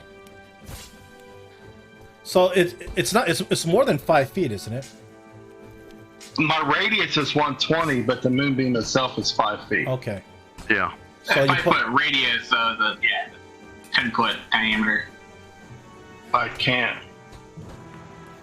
You can move the center of it. Yeah, I closed the window. The map. Alright.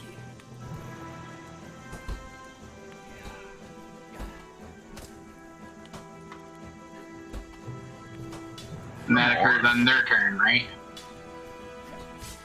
Yeah. Oh, I can't get it, but I'm gonna put it on the queen. Okay. I gotcha. So it comes into effect on her turn, right?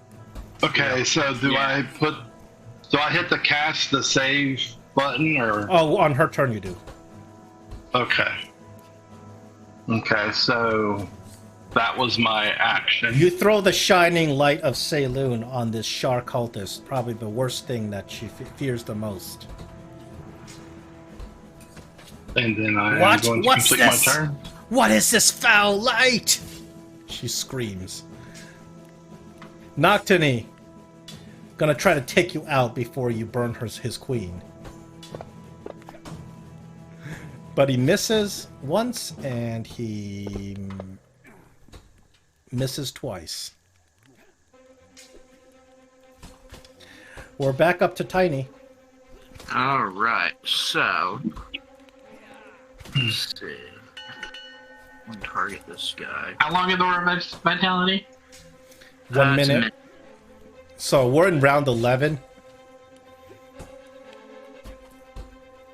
Well, will it automatically go off? No, it will, because it still says D2. Yeah. D2. Right. 2 turns left on it. Yeah. Gonna heal that guy. Heal Dorlak. Tiny has single-handedly kept you alive, Dorlak. Against, like 9 enemies that fire focusing on you. That's pretty impressive. Gonna viciously mock this guy. Not sure how well it'll work, but because knowing these guys are resistant to spells, and the first time I must have lucked out, but oh, it fails. Alright, so he takes 2d4, takes 3 psychic damage, and I'm gonna drop the effect on him.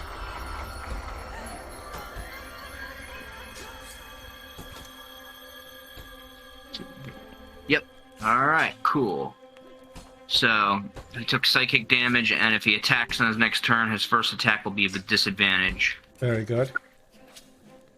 Alright, T-Rex, you're up. All you hear is dinosaur roaring, and you guys are like, Tolan must be Whoa! fighting. T-Rex just crit. T-Rex crit. Get inspiration for critting as a T-Rex. That is just so.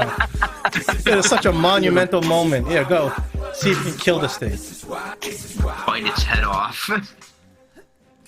Oh, that's a lot of damage. That's a 70. But half of 70, that's still 35. That's a lot of damage. I'm gonna. It is dead. It is dead. Okay. I'm like, how did that not die? The T-Rex bit the dog's head off. And then tail whip the other one.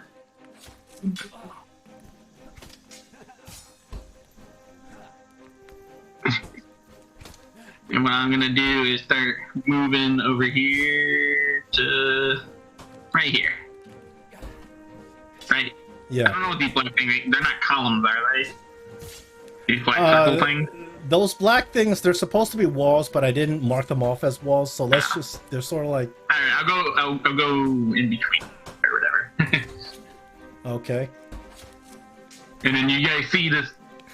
This hulking gargantuan beast kind of stomping past. I look at Dorlak and said, "We're dead."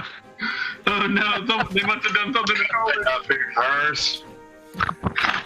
The queen screams, "Make way! I'm going to kill that elf." So the Nocturne actually obeys his queen's demand and comes over here for his attack. He misses.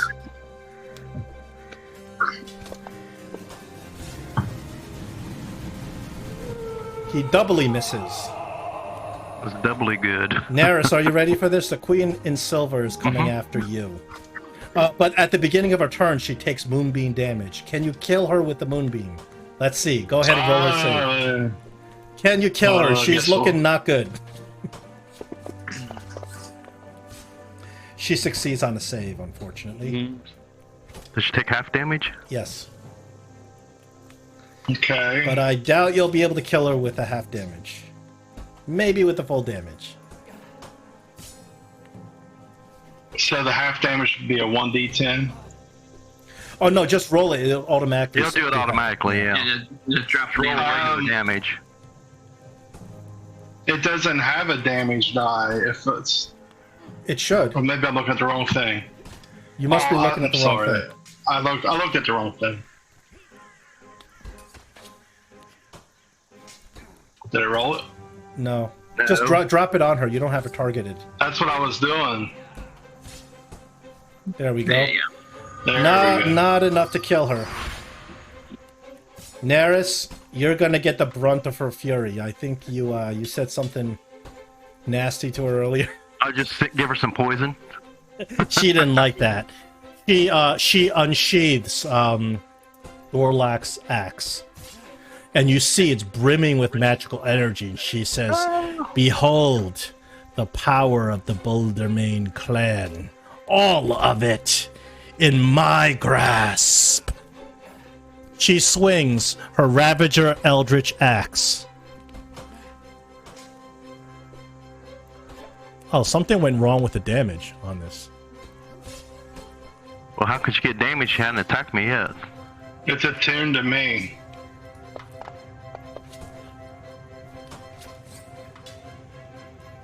Was it a hit sheet? Will shield do me good? I got 18 armor class plus 5, so I'm casting shield.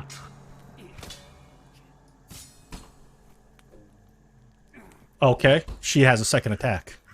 Okay. Ready?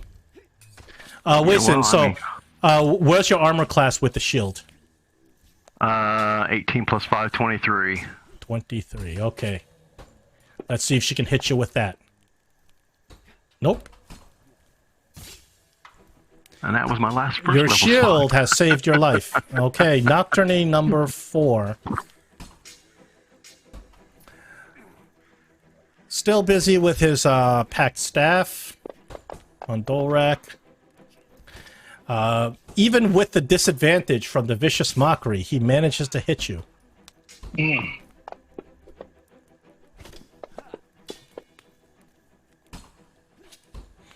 And a second swing with a packed staff. By the way, the commoner dead. She's gone unconscious, burning. But this is, remember, this is only taken the course of less than a minute, so she's not necessarily dead. The last Lich Hound is still going to keep attacking you. Oh. Okay, he might break your concentration if he does enough damage.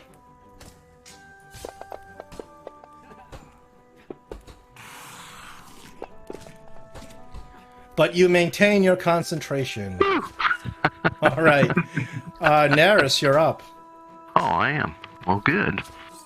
I think I will... You can see the immense power coming out of this axe. It seems to be humming with the very walls themselves. You just managed to not get hit by it. Could have been devastating if you were hit by it.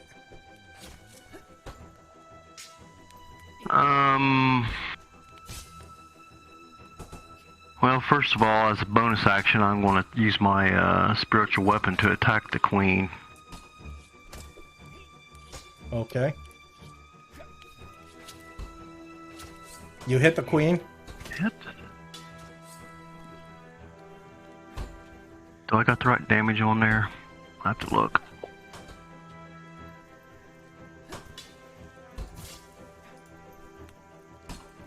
Let's see.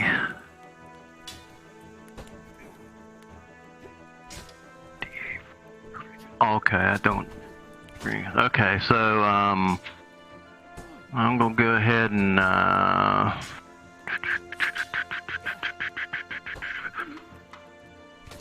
cast Toll of the Dead as my regular action.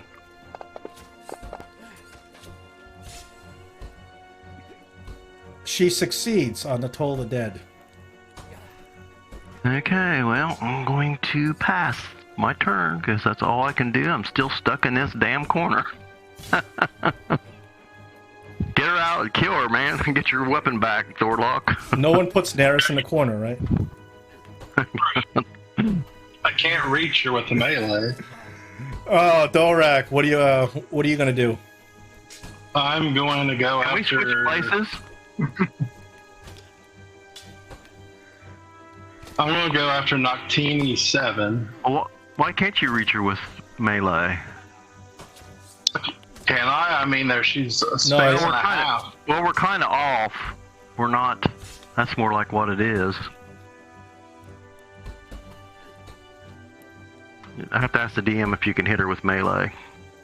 DM, can I hit her in melee? Yeah, sure, why not? Go ahead.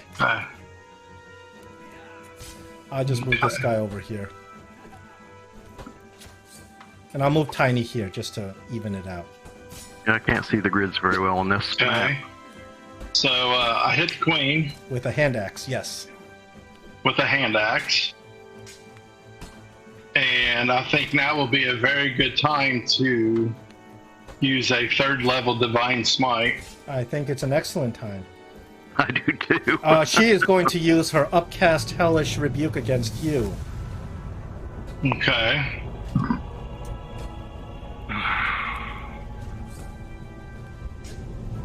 Ooh! Oh! You destroy the queen, but can you withstand her Hellish Rebuke? Her last Yes. Hellish Rebuke. Oh, you succeed on this massive Hellish Rebuke. You're still okay. Whatever you were concentrating on fell, but that's okay. You took down the queen, and your weapon clangs on the floor. It's the magic that that was brimming with it has disappeared after she dropped it. Okay, so is it an action for me to pick it up? Technically, it's supposed to be cost an action to Okay. pick up a weapon. I don't charge actions to stow weapons and switch weapons, but to pick up something off the ground is supposed to be an action. I think you do Okay, have well- you do have one more attack coming anyway. I can use my attack on Noctini 7. And I am going to use a second level Divine Smite.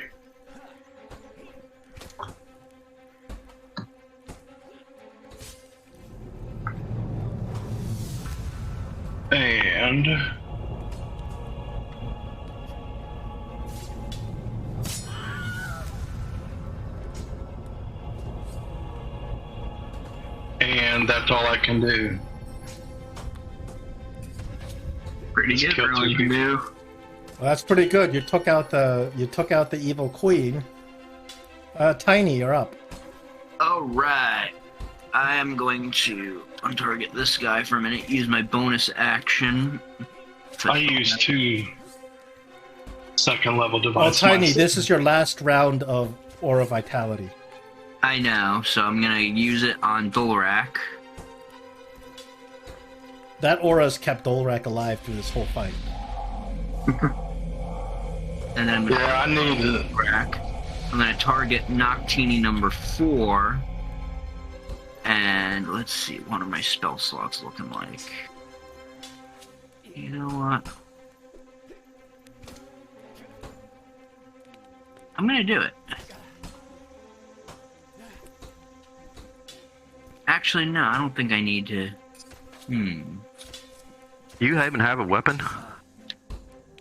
I do, but I'm gonna cast Dissonant Whispers on him. And He succeeds on the save. alright. I'll just use my last first level slot, and he takes half damage, and he's not compelled to run away.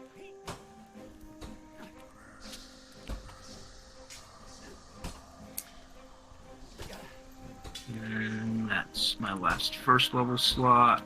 He's also the last Noctini with a Hellish Rebuke.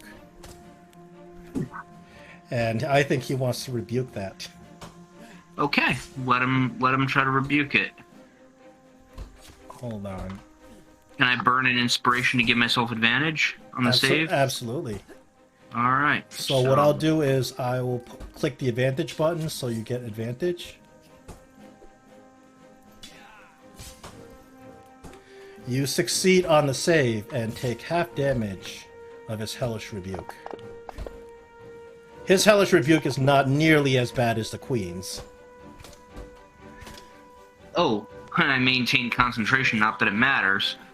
Nope. All right, and that's my turn. All right, T-Rex. T-Rex will turn a little to the doggy over here and bite him back.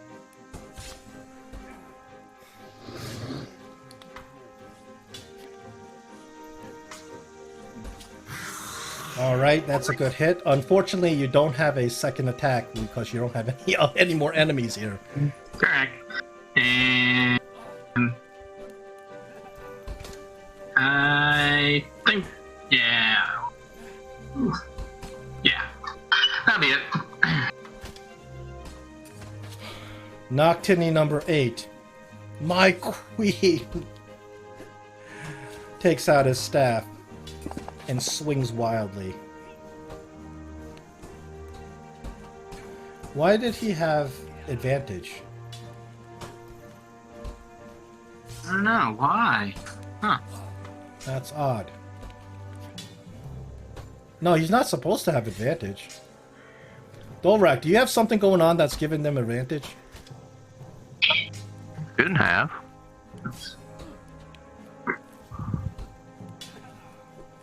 This is not the first time weird stuff like that has happened. Let me try rolling that again, just to make sure. Okay, that's normal. That's a miss. And that's a miss. Here, you might want to take your shield down. Commoner is unconscious. And then you have shield on your one of the effects. Oh yeah, just remember to take shield off when it expires. It's going. When does it expire? It's supposed to be one turn. Okay. Okay. So it should... Okay, combat is winding down. Oh, this guy's still gonna get another hit on you, Dorlak. Oh boy, wouldn't it be horrible if you kill the queen and it's one of these little minions that take you down? That would be pretty horrible. Because I have 6 points damage, or hit points left. Lich Hound attacks the T-Rex.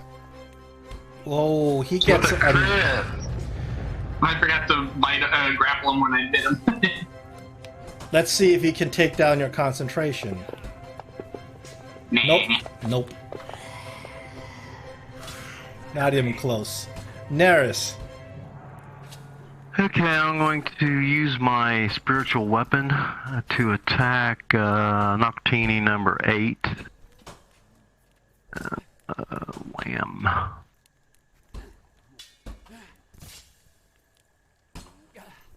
It's a hit.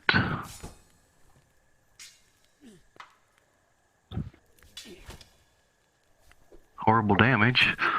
And I am going to cast Chill Touch, I believe. Wait a minute, that was my bonus action, so I need to cast a regular spell. Chromatic Orb. Is that right? No, you can still cast the cantrip. Oh yeah, you can cast it That's as fine, okay, because I'll cast Chill Touch. the spiritual weapon attack doesn't count as a spell. Right.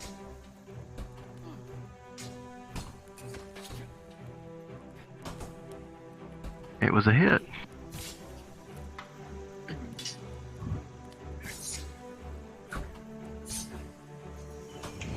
Okay. And he is out of hellish rebukes. Well, that's hellish good. So I'm just gonna stay here in my little corner. All right, Dorlak. Can you clean up this this rabble? Well, if I can clean it up in time to save my own self, I only got 6 hit points, but I'm going to do my best. I am going to... What? You don't have any lay on hands anymore left, or? I do lay on hands, but that's an action. And I got 5 of them. So, and it's an action for me to pick up my battle axe, so I got to use a hand axe. So I am going to use my hand axe, but then as a bonus action, I'm going to probably use Thunder Smite. Takes a spell slot, doesn't it? Well, if you hit him. Yes, you can cast Thunder Smite before you attack.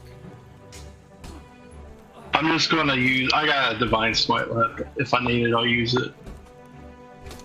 How bloody I'm dirty going guy. after... They look bad. See, no... They look real bad. Both of them are heavy.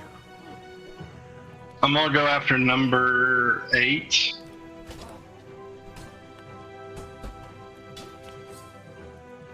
Well, I guess either way. I'm going after number 4. And I'm just going to use a regular damage. And I roll a freaking 1. Oh, one killed him. So my second attack... You got a smite left now that way. For my second, I'm going to go after the other one. And then I'm going to use... I only got a 3rd level, so I'm going to use it. Divine Smite.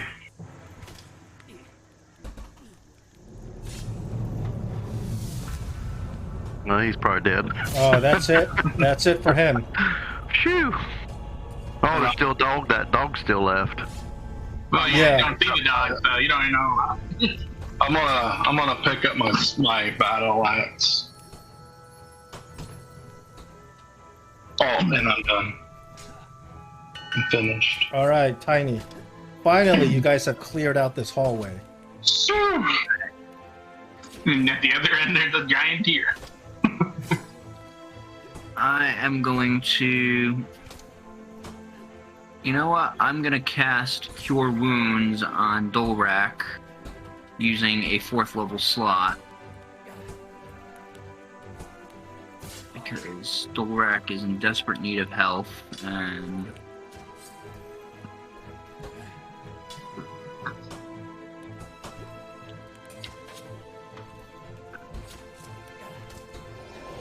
Oh, that was a nice one.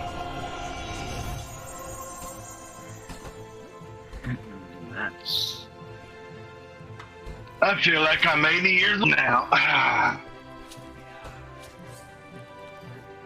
And then The hallway's clear. yep, and I'm gonna use my last bardic inspiration, and I'll give it to Dorlak.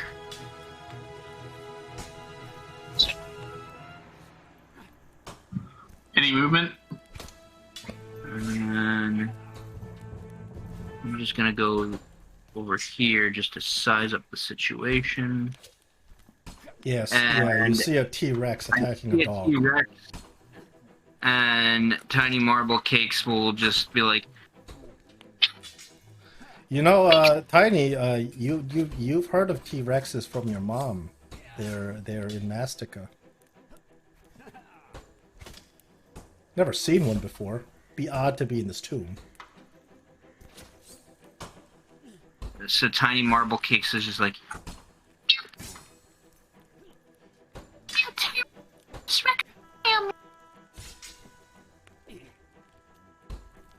and then I'll end my turn. Alright. We're gonna bite away at the creature.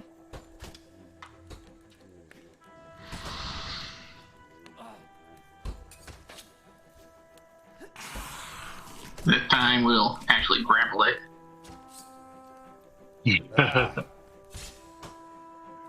All right. And then Anything else on your turn? I think that's pretty much gonna be it. Okay, so it took you 13 rounds to kill the queen. This commoner, because you haven't rushed to save her, she has a 90% chance of being burned to death. Let's roll. Ready? Anything that's 90 or above, she's surviving this. Otherwise, she's burnt to a crisp. Oh, no. You see a big pile of ashes behind you. The Lich Hound attempts to attack. Oh, he rolls a double 19, so he's going to get you with that. But he's not going to break your concentration with a standard attack.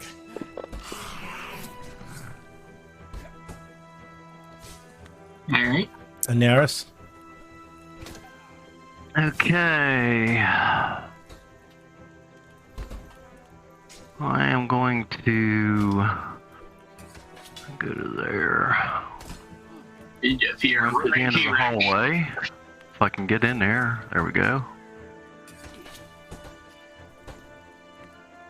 And I see a T-Rex. Well, he was told us that he can cast polymorph. you saw me turn the guy into a turtle, remember? Yeah, so I'm going to assume that he is, but I think that's a reasonable assumption. yeah. And I am going to my movement. It's only 30 feet, and I already went 30 feet, so I'm going to dash and move up here to the altar just to check out the There's a burnt body on the victim, altar. and I see the victim there, and It's a burnt body. that's and then I'm going to go ahead and move my spiritual weapon. He can only go 20 feet, I think. So about to right there. There, okay. And I can't do anything else since I dashed, so I'll pass my turn. Dorlak, you can pick up your axe as an action. I picked up my axe, and As then you- I moved my third. You pick up 30 your feet. axe and you Oh. realize that power that this queen was wielding, it doesn't appear when you pick it up. But you also notice that the queen has a huge pouch full of stuff that she dropped when you killed her. Ah. So, do I pick the pouch up too? I'm picking the pouch up along with it, Okay. and then I stick it in my pouch real quick, and then I walk my 30 feet. You can dash too. No, you can't Okay. dash because you have to pick up his axe. Oh, Yeah. that was an I can't accident. Misty Step either because I don't have any spell slots left. Oh, So that's all I can do. It's Tiny's turn.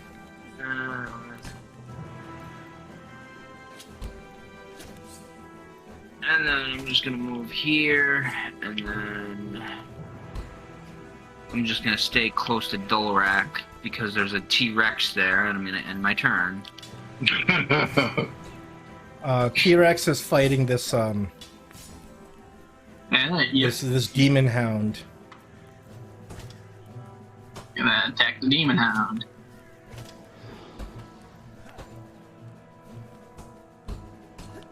Still not dead. Wow. Wow, there's grappled in my mouth. Well, it's And- because your attacks are non-magical and it's resisting everything you're throwing at it. No, but still, I don't think I would have been able to handle it with my 10 hit points as Poland. Alright, Commoner is no more. Lich Hound tries to bite you back.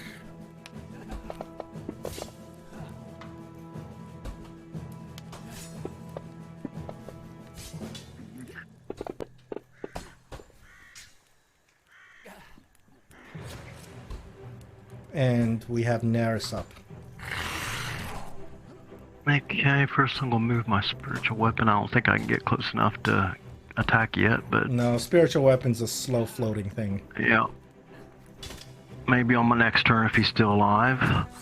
And then I'm going to cast Chill Touch on the Lick Town, which I assume it's dead, right? Right, undead. It is undead, but you miss. With a nat 1, you're not going to hit nothing. I'm going to go ahead and use my Prayer to the Gods to add an extra 2d4 to my attack roll.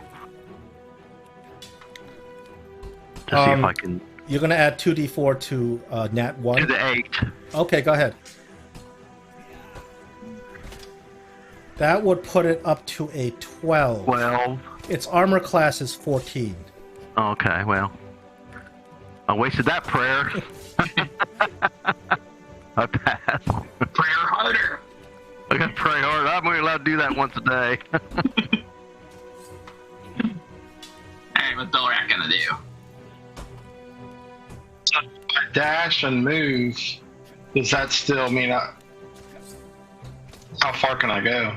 If you dash, you can make it all the way up to the dog, but if you move, it's 30 feet. He's So I can go ahead and... You can't go through a wall, so Okay. you can go up to here if you move. And then dash. Yes, if you use an action to dash, you can make it all the way up to the hound. Okay, well then... Or you could throw an axe at him from there. Well, yeah, I picked up the battle axe, but doesn't mean I equipped it. Oh. No, you can I still throw have you can my- throw your hand axe. Throw your hand axe. Yeah, your at him. hand axe is a thrown Yeah. weapon. Okay, so I'm gonna throw my hand axe. I mean, might as well. You hit it. 19. You hit it while it's in a T-Rex's mouth. That's a good shot. So I get a second attack. You can have to take out a second hand axe. You have more than one. Yeah, I got 4.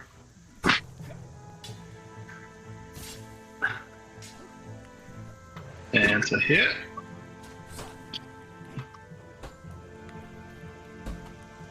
It slices the devil dog in half. These Yes. these devil dogs happen to be resistant to the 2 types of damage that the T-Rex was doing. Oh, goodness. Wow. What was their hit points? I can't tell you that. Even after it's over? No, I can't tell you that. And we That's might breaking the run into it mystique again. of the game. I'm just curious. I'll Google it. All of a sudden, after that, the T-Rex turns around and just roars at you guys, and then it'll stop concentrating. Okay, so we went kind of over Well- today. We're gonna have to finish next week. But Dorlak, you open up the Queen and Silver's little pack, and it's full of treasure. There are dwarven runes inside. You find a dwarven rune of force shield inside.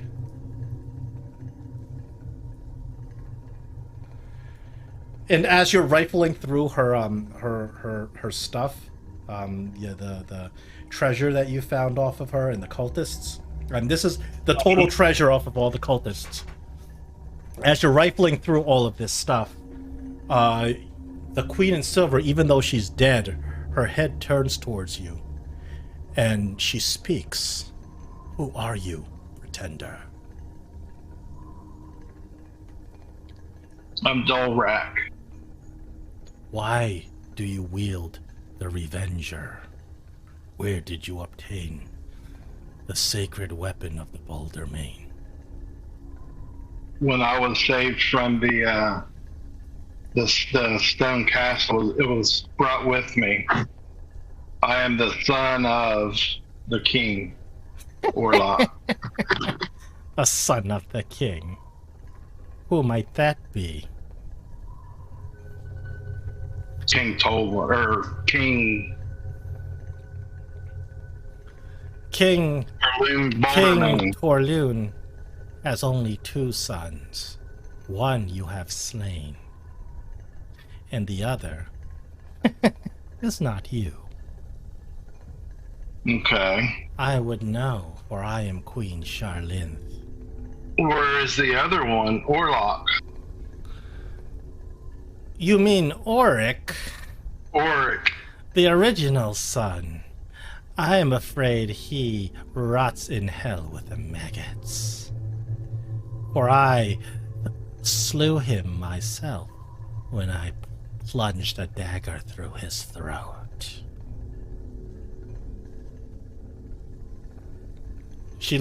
And you can tell this is some sort of magical enchantment that's allowing her to speak to you. Like her body and her soul aren't actually there anymore. Like she's dead. This is something. There's some sort of dark magic. You think Char's probably Char magic. The Shadow Weave is probably involved in this. That she's even speaking to you. Hey, don't listen to her. She's probably lying. She's evil. Well, who put the queen that's alive in the sarcophagi? That was Queen Latuda, the Torlune's first queen. This is Queen Charlene, his second queen. Right. I was asking her who put her in the sarcophagi alive. Why, it was me, of course. I gave her a poison that made her appear to be dead.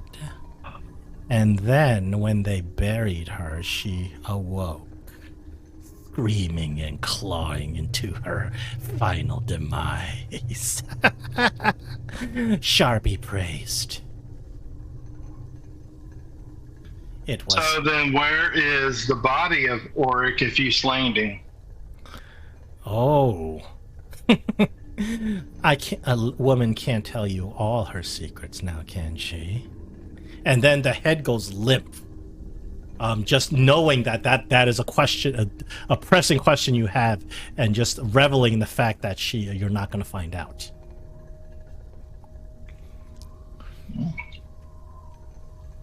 So the mystery deepens, and we will conclude this next week.